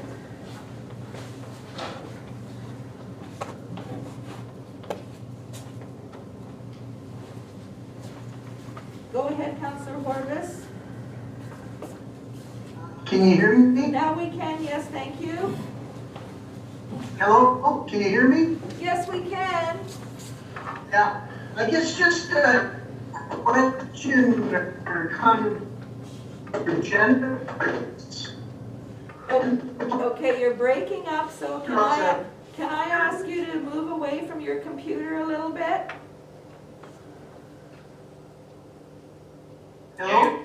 You're all broken up, David. Every time you talk, you break up. Oh. Try there. How's it? That's better. That's better? Yeah. Okay. So when planning issues are permanent to build, some of them do build, then they check it, then it's not on it, right? Councillor Horvis, you're breaking up again, so you know what, it could be the internet connection, so I'm gonna come back to you if that's okay? Yeah, that's fine. Okay, thank you. Okay, so the next councillor I have at home is Councillor Belanger. Yes, I have a couple of items, Madam Chair. Go right ahead. I guess to start with, I think no one is questioning the right to have folks living around them in a garden suite. No one is questioning the good that a garden suite can bring to having family nearby, and that is something that happens all around the world where we want our family to be near us. Nobody's questioning that. I think that's a moot point, and what's overshadowing that is what's really in play here. What's really in question here? And what's in question here is 2018. And the applicant was quite clear on saying he doesn't know why 2018 is being brought up so much. Well, it's quite clear to me. 2018 is brought up because that's where this all began. This all began with an accessory structure being approved by council for a pool that still isn't there. 2018 is in question because it was brought up that a conditional use was wanted to do an accessory building. That's why 2018 is being brought up. But the problem is it's not an accessory building anymore. It was approved by Red River Planning as an accessory building and inspected as such. And from what I'm reading and from what I'm seeing, everything was added up for that. So I'm hearing a lot of folks blaming Planning Board for not doing their job. But Planning Board did their job. Planning Board went there and inspected what was approved in 2018, and that was a structure, a temporary or a conditional use for a pool house or a pool shed. Planning went there and inspected it, and that's what they saw. From what I'm seeing is this all came after. The applicant also indicated that he hasn't talked to conservation yet, and in his view, he feels that what's being dumped into his septic tank is fine, even though he hasn't talked to conservation. That's not his view. Conservation has that view, and conservation makes that decision, not him. He has no view until conservation has their view. The other thing I want to say is that's pretty much all I see in front of me as the evidence as I'm looking at and as I'm hearing here. So as far as I'm concerned, in my view, as an elected official, and we often see garden suites coming through our municipality. Council passes them on occasion based on what we're looking at. If all approved permits are gone through planning and they inspect it, and that's what it is, yes, we do it. But from what I'm seeing right here, right now, there's a lot of smoke and mirrors here. And as far as I'm concerned, as an elected official, I am not in favor of this. We are going to have some items, how we're going to come to a conclusion as to what happens, whether it be all the partition walls and all the interior are stripped out and it's turned into a shop. And that's it, period. So that's something we're going to have to decide later. But that's where I stand on this, Madam Chair. Thank you very much. Thank you very much for that, Councillor Belanger. Councillor Spicer.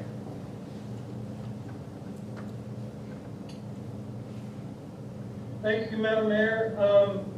I think the two things that keep coming to mind for me is Garden Suite is a temporary structure. It is not meant to have a permanent foundation. The second thing is garden suites are 1,200 square feet, not 2,625 or whatever the number is. So I think those are the two big challenges here for the applicant. The third challenge is the issue with the septic field, because that could possibly affect property owners even more. So I think the applicant would have to meet what conservation says, and I'm not sure putting a holding tank in and having a septic truck add to the traffic that goes into the back there is going to be favorable in the neighborhood either. So that's about all I can say at this moment. Thank you very much. Thank you for that, Councillor Spicer. Councillor Horvis, did you want to try again, please? How's that? Can you hear me better? That seems a little bit better. I have to agree with Rob and planning to do everything. It seems like everything happened after the fact. So with that said, it's I don't think it's fair to all the other people. So that's where I'm on that. Okay, thank you for that. I believe what you said was that what was actually applied for and what is there was not the same, and you agree with Councillor Belanger?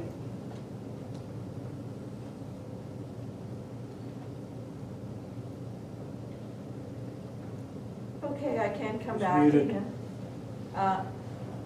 You're muted, Councillor. Yeah, I didn't quite hear you, Debbie. What I said was you basically said that what was applied for was not what was done, and that you agreed with what Councillor Belanger had to say. That's correct, yes. Okay, thank you.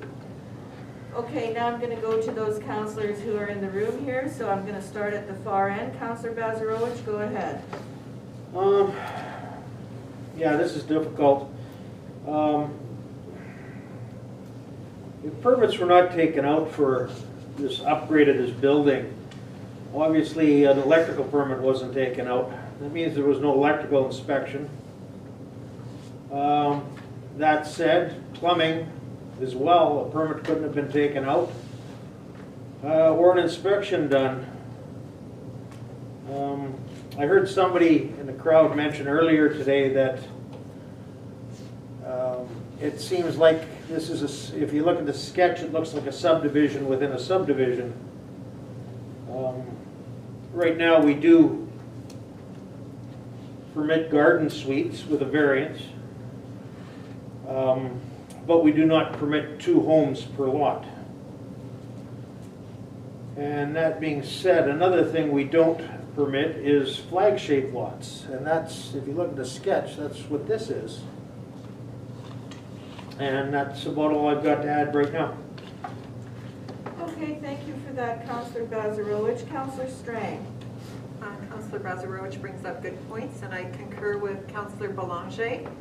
I did go look at the variance that was taken out in February of 2018. I had to go read it as I wasn't here at the time on council.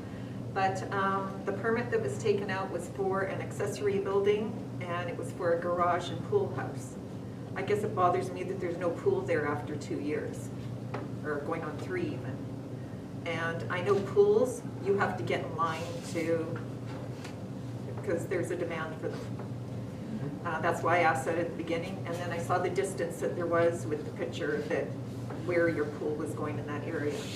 But what was taken out as a permit isn't what's there right now. That's everything. Okay, thank you for that. Councillor Sutherland. Yeah, I would have to agree with all the councillors here. In 2018, you came before council, and we did allow this accessory building to be put up, but that's not what is there now. And I don't know what the intent was, but we do have the granny flats, we used to call them. Yes, we do have them, but that wasn't the intent.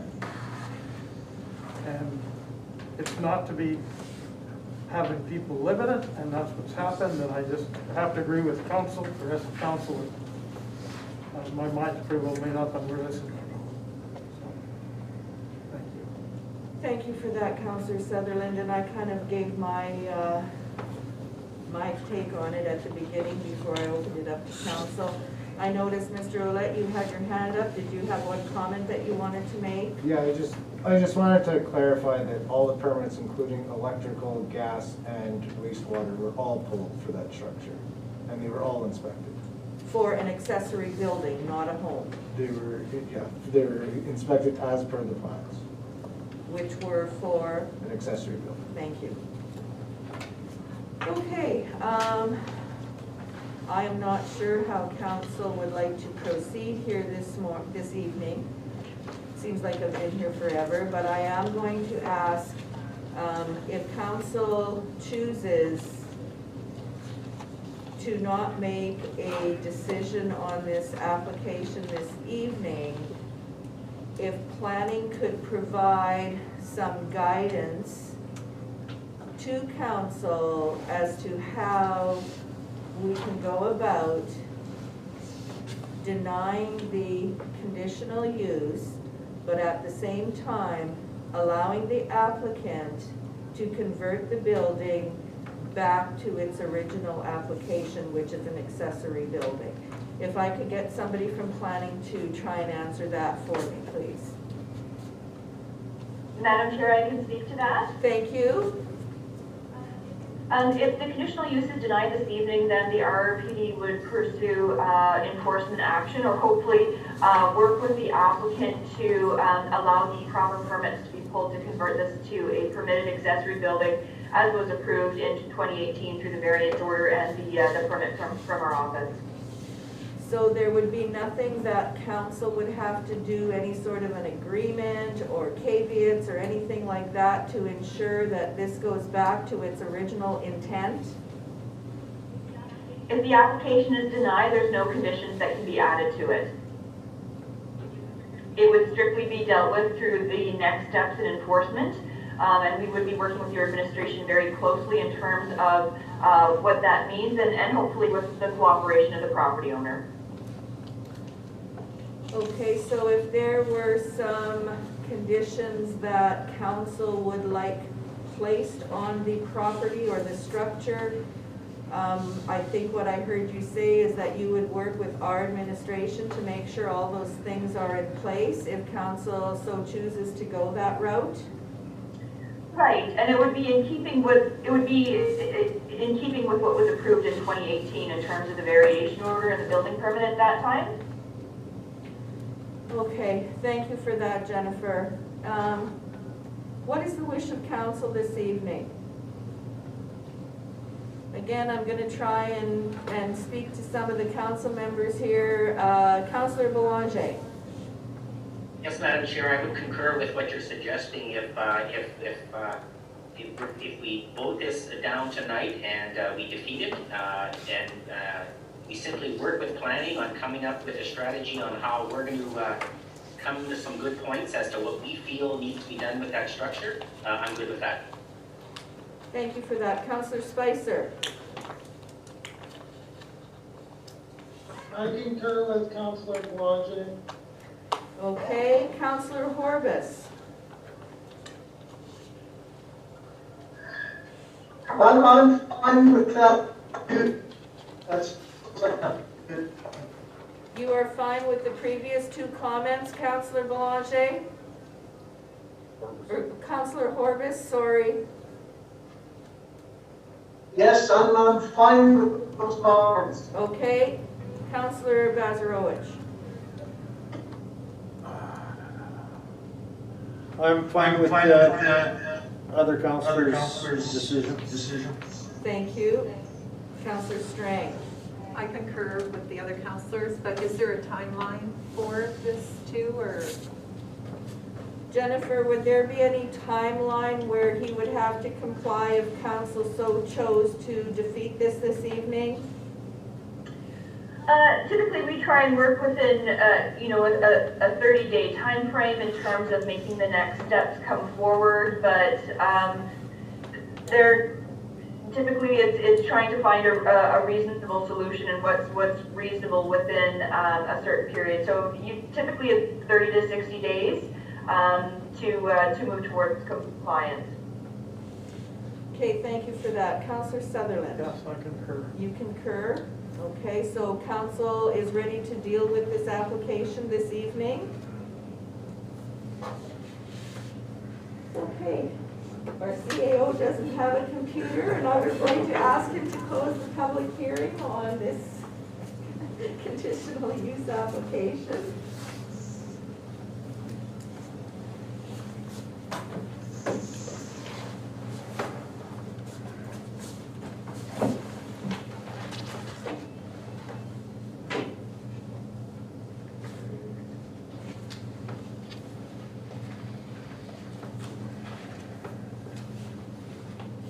Councillor Horbus has a question. Go ahead, Councillor Horbus. Thank you, Councillor Boulanger.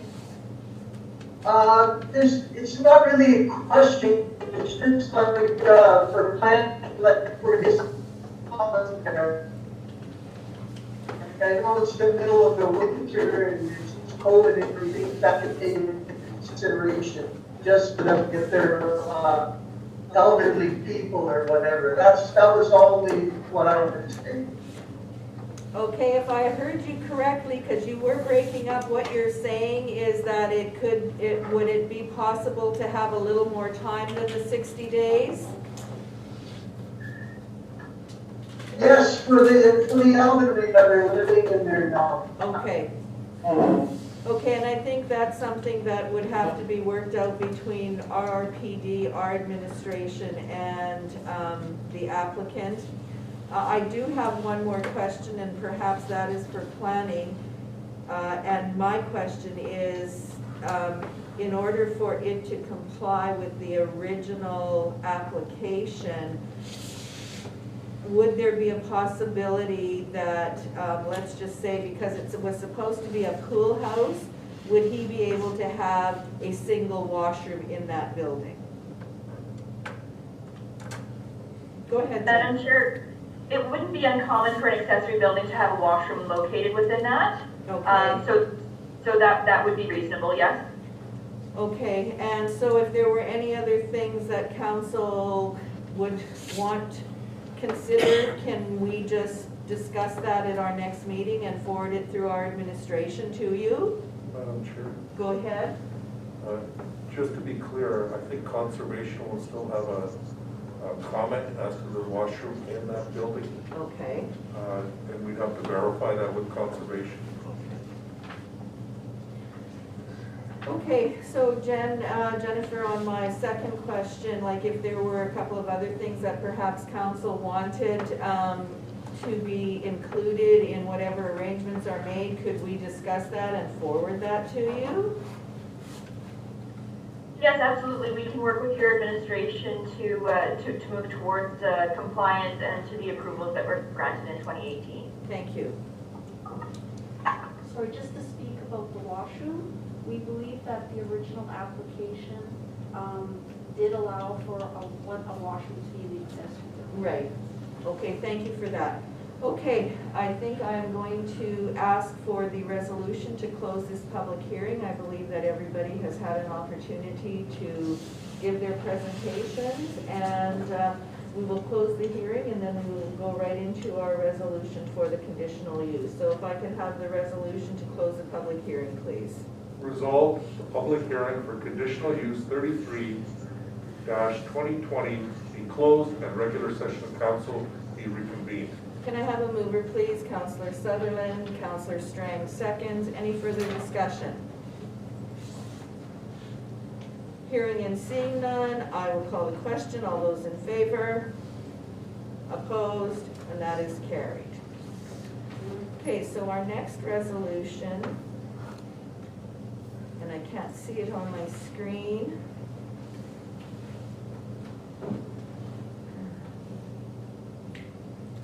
Mr. Administrator, I see that we had a couple of comments in the chat. There was, the individual got to speak Okay. and made a comment on the chat. Oh, right. And I told them that it was a public hearing and they had to speak and chat. Okay. It wouldn't be a recorded part of it. And the comment that he made in the chat, Madam Mayor, was the same comment that he spoke to when he had his chance to speak. Right, okay, thank you for that. Okay, I have to go to my other screen. So where we are at now is we have our resolution. We are back into our regular session of council, and we have a resolution to deal with conditional use number 33-2020. And if I could ask our CAO to read the resolution, please. So the intent is to deny? Yes. Okay, whereas the applicant owner of tax roll number 33104, a property legally described as Lot 3, Plan 17110 and located at 21 Boardwalk Avenue, has made application for conditional use 33-2020 in order to allow a garden suite use within an existing accessory building on the subject property in the RR, Rural Residential Zone. A letter of intent and site plan has been provided by the applicant and attached to the council package. Therefore, be it resolved, conditional use application number 33-2020 be not approved. Okay. Can I have a mover, please? Councillor Bazarowicz. Can I have a seconder, please? Councillor Belanger. Any further discussion? Hearing and seeing none, I will call the question. All those in favor? Opposed? And that is carried. So I think, Mr. Ouellette, if you get a hold of planning in the next couple of days, they'll be able to guide you as to how you can rectify the situation. I think if you would have done things a little bit differently, you would have had perhaps a different outcome, but doing things and not seeking permission just isn't the way to go in our municipality. We do have secondary suites. Some of them are very nice, but they went through the proper process, did the proper thing, and we had no issue with them. This was done without our knowledge, without Red River Planning Board's knowledge, and without your neighbor's knowledge. So you can rectify it with planning and with our administration. Okay, thank you. Okay. Now for the variation, I'm not sure that we want to go through all of the presentations again. Is there anybody who wanted to speak specifically for the variations? Because I will have to open up another hearing. So did you wanted to speak to the variations? He's requesting a 10 by 10 building. Once again, he's gone ahead and done it there. So he's looking for a variance. Sorry, until we. Yeah, we have to go into our public hearing. Okay, so we did the conditional use. Now I will ask for a resolution to enter into a public hearing for variation order number 100 of 2020. Resolved, the regular meeting be adjourned and the public hearing be open for variation order 100-2020. Can I have a mover, please? Councillor Spicer, Councillor Sutherland seconds. Discussion. Hearing and seeing none, I'll call the question. All those in favor? Opposed? And that is carried. Okay, so I'll try this again. Basically, I have pretty much all the same people who are in opposition as were to the conditional use. Oh, yes. Howen, are you there? Yes, Madam Mayor. Okay, can you go ahead and, go ahead, Jennifer. This may provide a point of clarity. The variation order, I believe, is linked to Boardwalk Place and the conditional use for the garden suite. Is that right? Well, I was of the understanding it's for a building that's already on the property. Jennifer, just to speak, my understanding is the variation order is for an additional building on site with the accessory, regardless what the use is of the accessory building, that this is an additional building and it's more than what's allowed, so he's asking for a variation for that. Am I correct, Pavel? There are actually multiple variances associated with it. Three of them are associated with, two of them are associated with the garden suite, which got defeated. But then there's also a shed in the back that the applicant has requested. So there are two variances council can approve. They don't have to approve the foundation variances because they've already denied the conditional use. But if they want to allow him to continue on to have a 10 by 10 shed as well as increase the combined area, those are items 3 and 4, and you can see on the list of areas. Thank you. I'm sorry to interrupt. I just wanted to provide some clarity there in case there was some confusion. Thank you. That's fine. I guess what I'm looking at, though, if you look at number 4, it says a list of variances, total combined floor area for all accessory buildings in the RR zone, 1280 square foot maximum, and he's asking for the 2724 foot maximum, so that wouldn't even come into play now at this point in time. But that does include the small 10 by 10 shed. So what are we going to actually deal with? Madam Chair. Go ahead. With the 1280 is the maximum square footage for the entire site. Okay.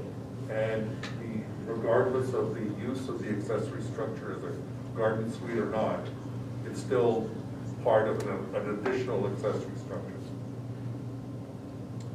That's where it's going from 2624 square feet to now 2724 square feet. Okay, so I'm going to ask the planner to come forward and give his presentation on just the last two pieces of the variation application.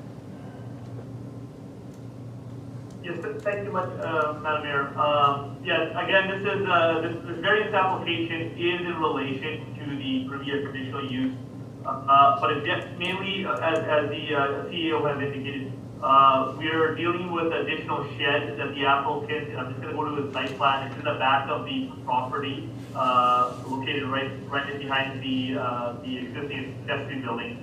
They were asking council permission to increase the total combined floor area to let's go back one further here to 2724 square feet maximum. The size of the accessory building, the square footage, does not change. Obviously, we denied the use in terms of what is intended, and that has to go back to bylaw enforcement.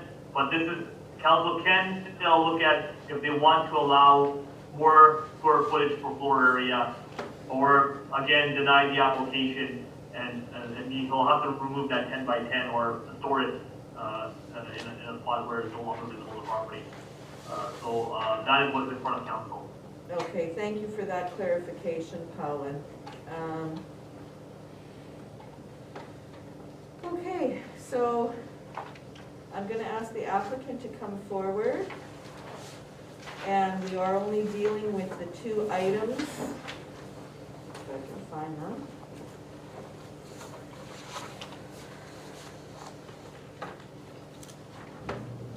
Uh-oh.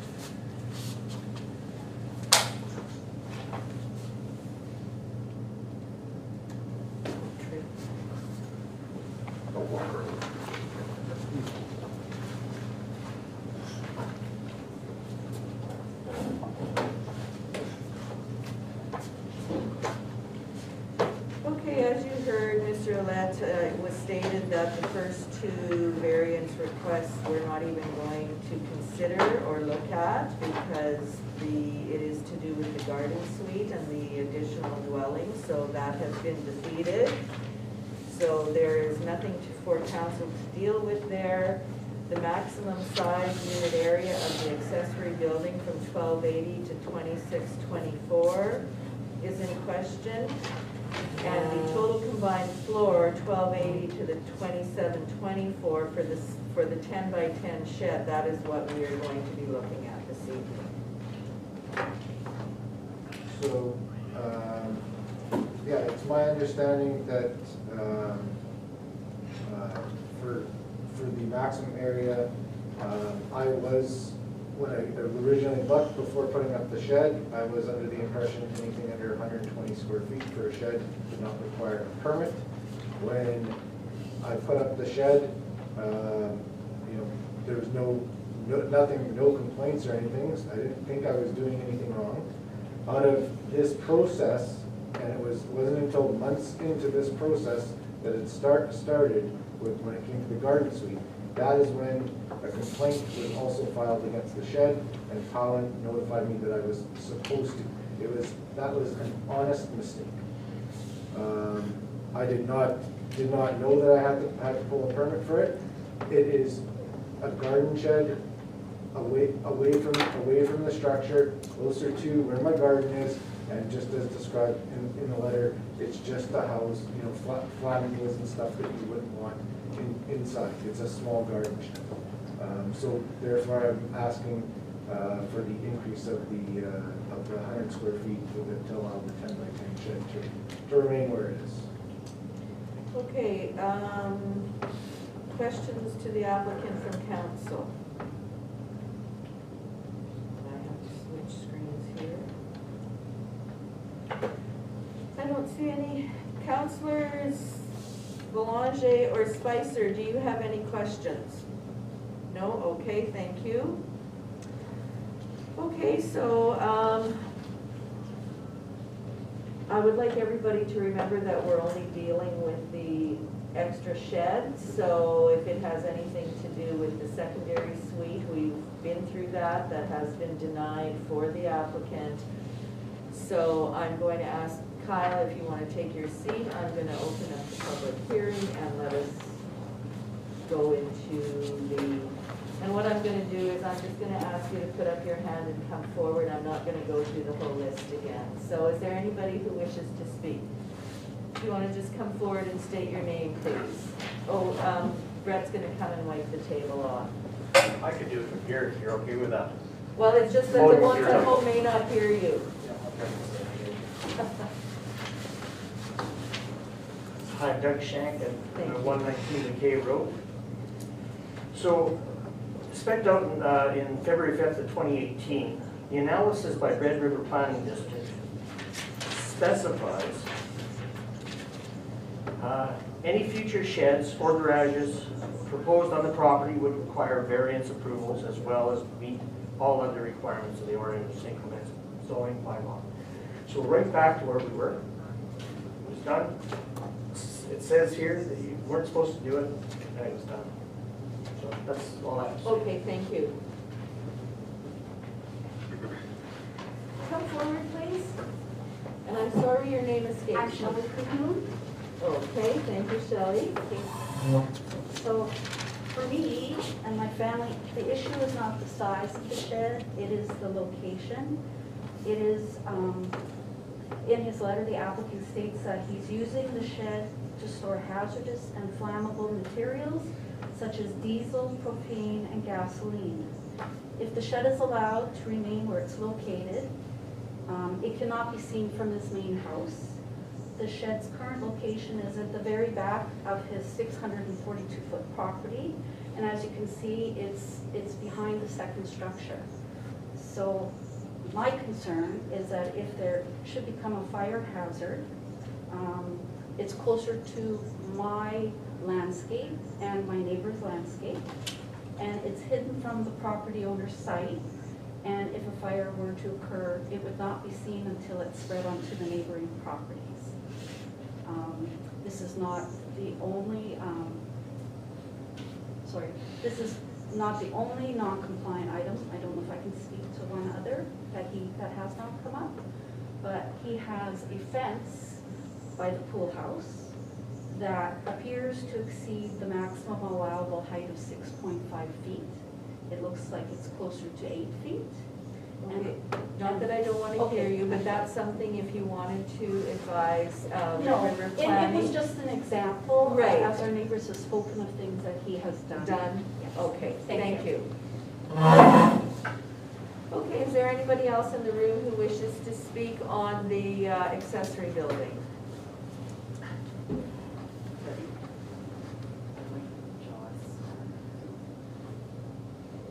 Mr. Josh, I understand you want to speak, so please go ahead.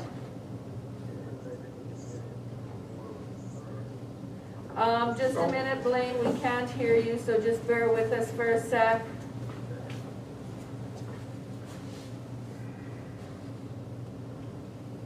Should be working. Try again.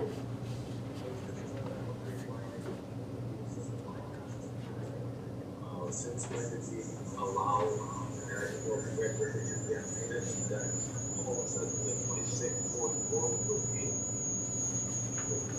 Okay, we're having a very hard time hearing you, Blaine, so just bear with us for a minute.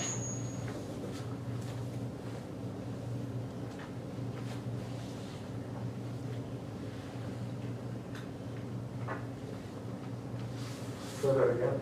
Okay, do you want to try again, please, Blaine?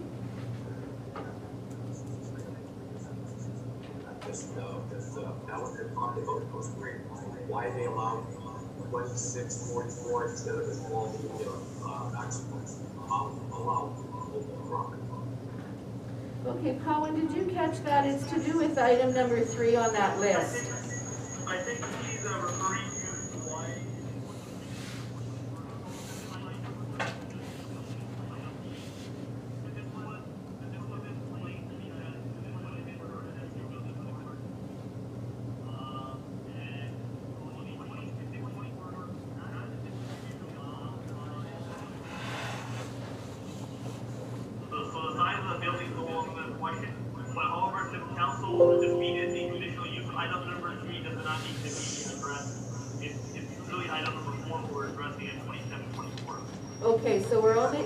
looking at item number 4, which is the 2724 square foot, and really it's really only to do with the small 10 by 10 shed at the rear of the property. 2624 was addressed previously in 2018 of the size of the building, and as you can see, we defeated the conditional use. Right. So it was placed in here because if CU 33 was approved, we'd have to deal with item number 3. Okay, thank you for that. Does that answer your question, Mr. Joss? Yeah, that just clarifies that we're allowing the 2624 back from 2018 when they allowed it. That is already in place because it was already approved. That is correct. Okay, I'll be able to do that one. Thank you. Okay, anybody else here want to speak on this application? And now we're just looking at number 4, the 10 by 10 shed, increasing the maximum combined floor area from 2624 to 2724. Okay, I'm going to ask once more if there is anybody that is on Zoom. Did you want to speak to this application for variation order number 100 of 2020?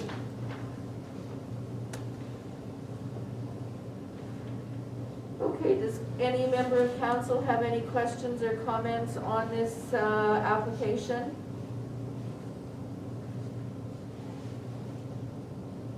Is council ready to deal with this matter once we get out of our public hearing? Okay, so now we are going to close the public hearing for variation order number 100 of 2020. Yeah, please. Resolve the public hearing for variation order 100, 2020 be closed and the regular session of council be reconvened. Can I have a mover, please? Councillor Bazarowicz, Councillor Spicer seconds. Any further discussion?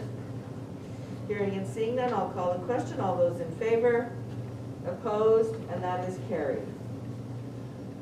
Okay, we do have a resolution for variation order 100 of 2020.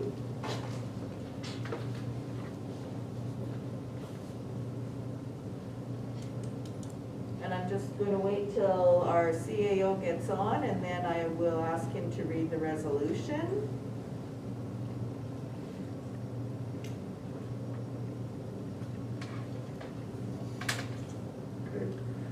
I guess the resolution, should the resolution be amended, deleting the first 3 items and only have the last item in there for the 10 by 10 accessory building? And what is the intent of council?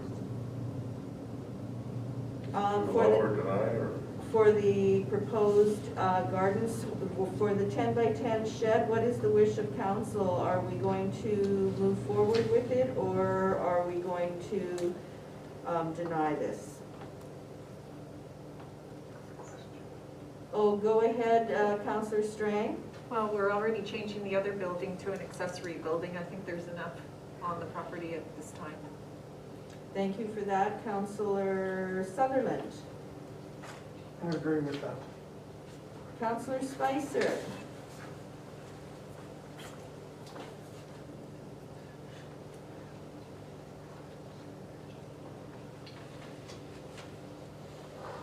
I think if it's just the shed, I can live with it. Okay, so you want to deal with this application this evening?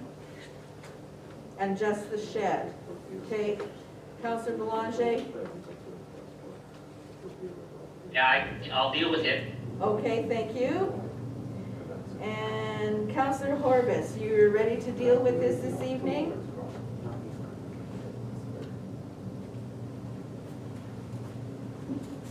Yes. Thank you. Okay, I believe that you're going to have to read the resolution as it sits. I'll have to read the resolution as it sits, and then you're denying it? I'm not sure. Because we had a couple of comments here that it might be allowable for the 10 by 10 shed. So I think if we read the resolution, I have to go to my other screen. if we read the resolution as it has been drafted without the first 3 bullets, and just leave the 4th one in there, then we can vote on that one.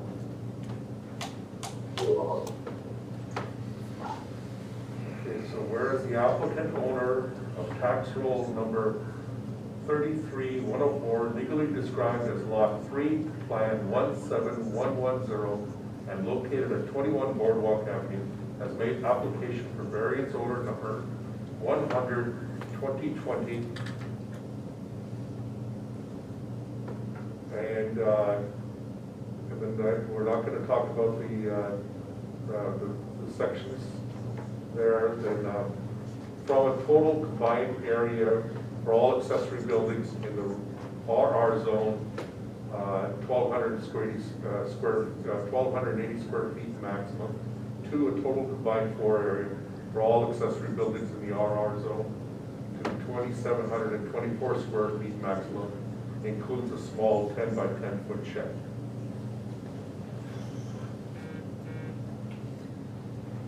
Okay. I'll move it. Okay, that is moved by Councillor Bazarowicz. Can I have a seconder, please? Councillor Sutherland. Any further discussion? And So, Madam Mayor, so the intent is then to approve? well, it was written as to approve. It will depend on how the members of council vote. Okay, so let me finish reading the rest of Okay, it. thank you. Therefore, be it resolved, variation order 100/2020 be approved with the following conditions. The applicant owner obtain all required permits from Red River Planning District. This variance is limited as proposed within this application. Any changes beyond what is proposed in this application will require new variance applications and approval. This variance application is subject to council's approval of, well, that would be no longer. So it would be finished a variance application and approval. This order shall expire if not acted upon within 12 months of the date of making. Okay, I believe, You can try to edit that before you see it. okay. I believe Councillor Bazarowicz moved that. And it was seconded by Councillor Sutherland. And we are only talking about the 10 by 10 shed on the property. With that, I will call the question. All those in favor? I have to go to my other screen, I'm sorry. All those in favor of the 10-foot, 10 by 10 shed remaining? All those opposed? And that motion is defeated. Okay, with that, that closes the public hearings for variation 100 of 2020. We do have a couple of other planning issues this evening, but right now I would like to take a 5-minute break if we could, please.